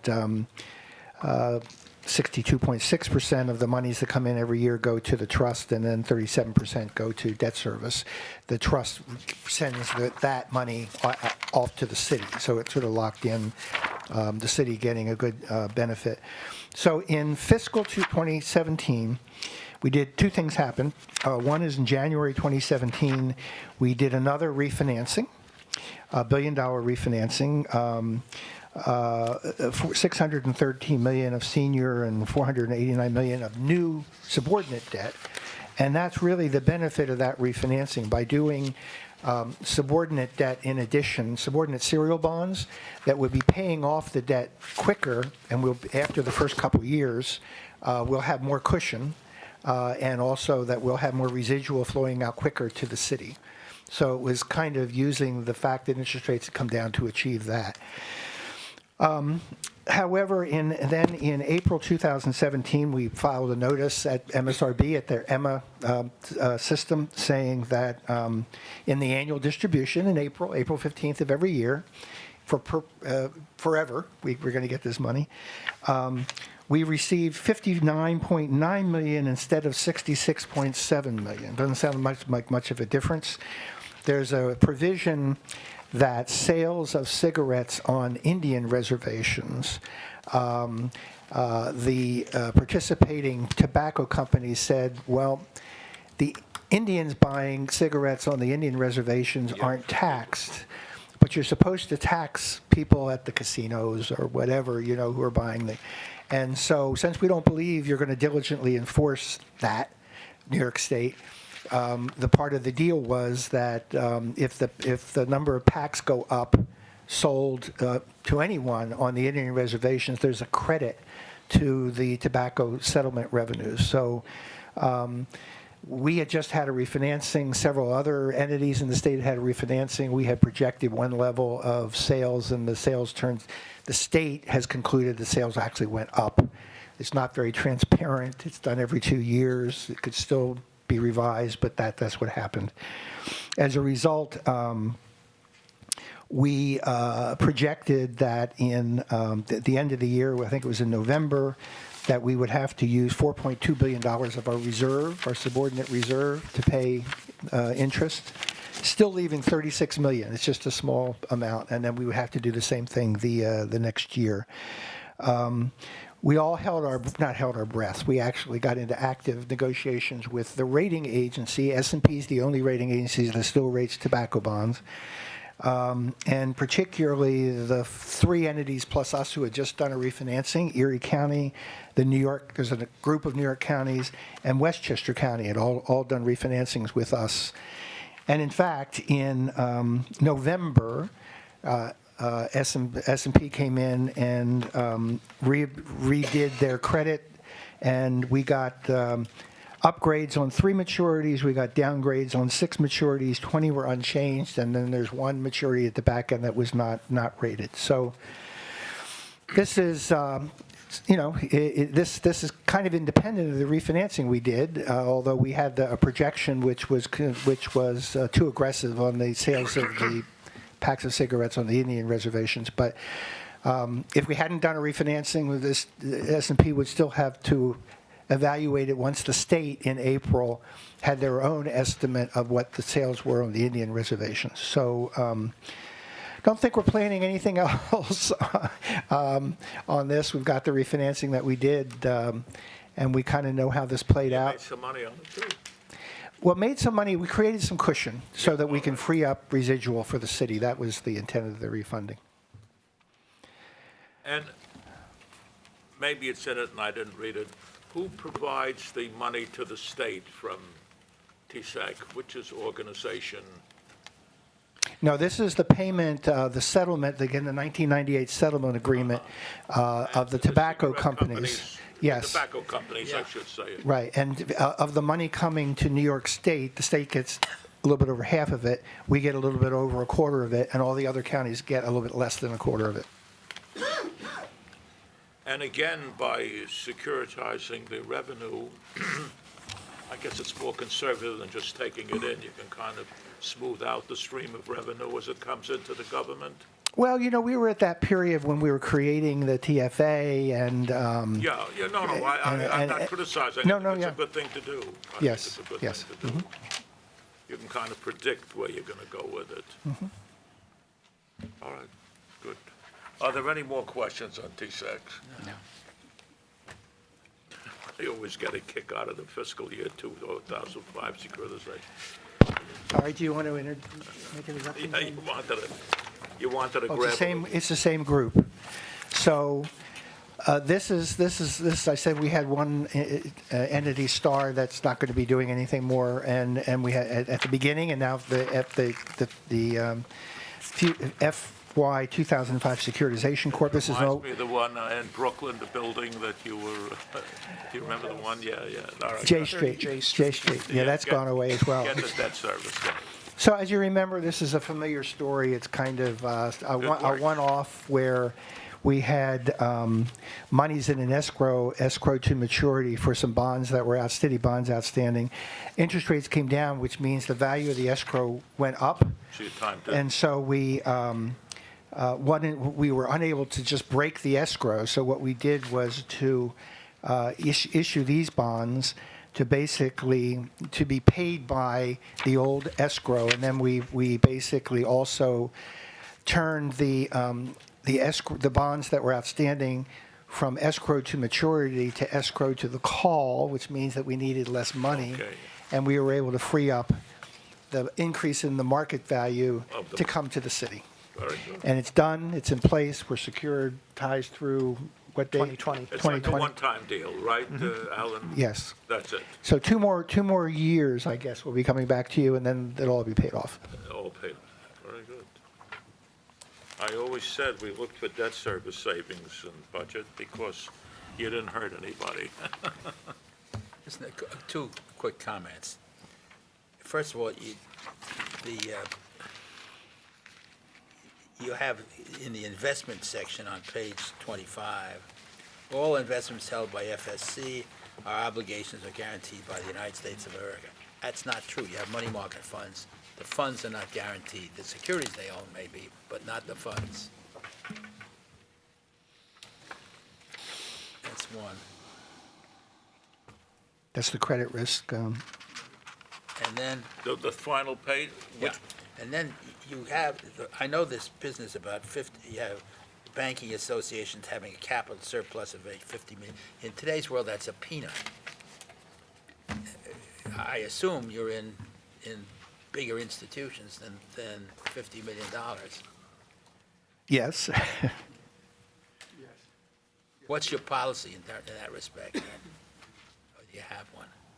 I mean, the trustee on this one is, I think it's still Wells Fargo, and though that, number, I hear you, is small and a minimum, but, we've generally not, tried to seek out and exploit that small number, but rather deal with institutions that have the capability and size to discharge these responsibilities accordingly. End of question.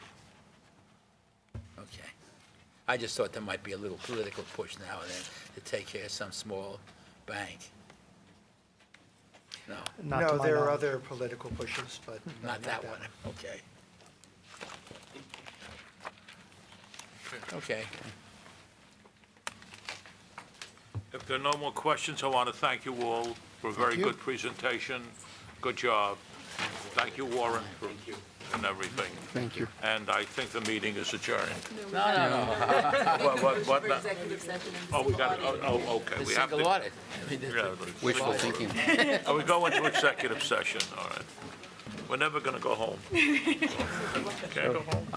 I move to go into executive session. What? I'll make the motion Go ahead. for executive session. And seconded. Second it? I'll think about it, yes. Thank you, Mikhail. Hearing no objections, thank you very much, Cosmo. Thank Very you. well done. Thank you. One or two little things. Yes, if there are, we'll be happy to take those. I just want this. Yeah, I thought Thank there's you, guys. more here than here, but it was at a different point in time. Okay. We're adjourning? What? Are we adjourning? Oh, yes, Don't we yes. want to have a private session without the auditors for a minute? Sure. You want to have I that? think we should. Okay, make a motion. No, I think we, Okay. I think we do it, we agree. We We have would one of like these an in every executive meeting, session. executive Okay, go ahead, session. Marlon. Give it. No, we're done, Mikhail. Thank you. Treasurer.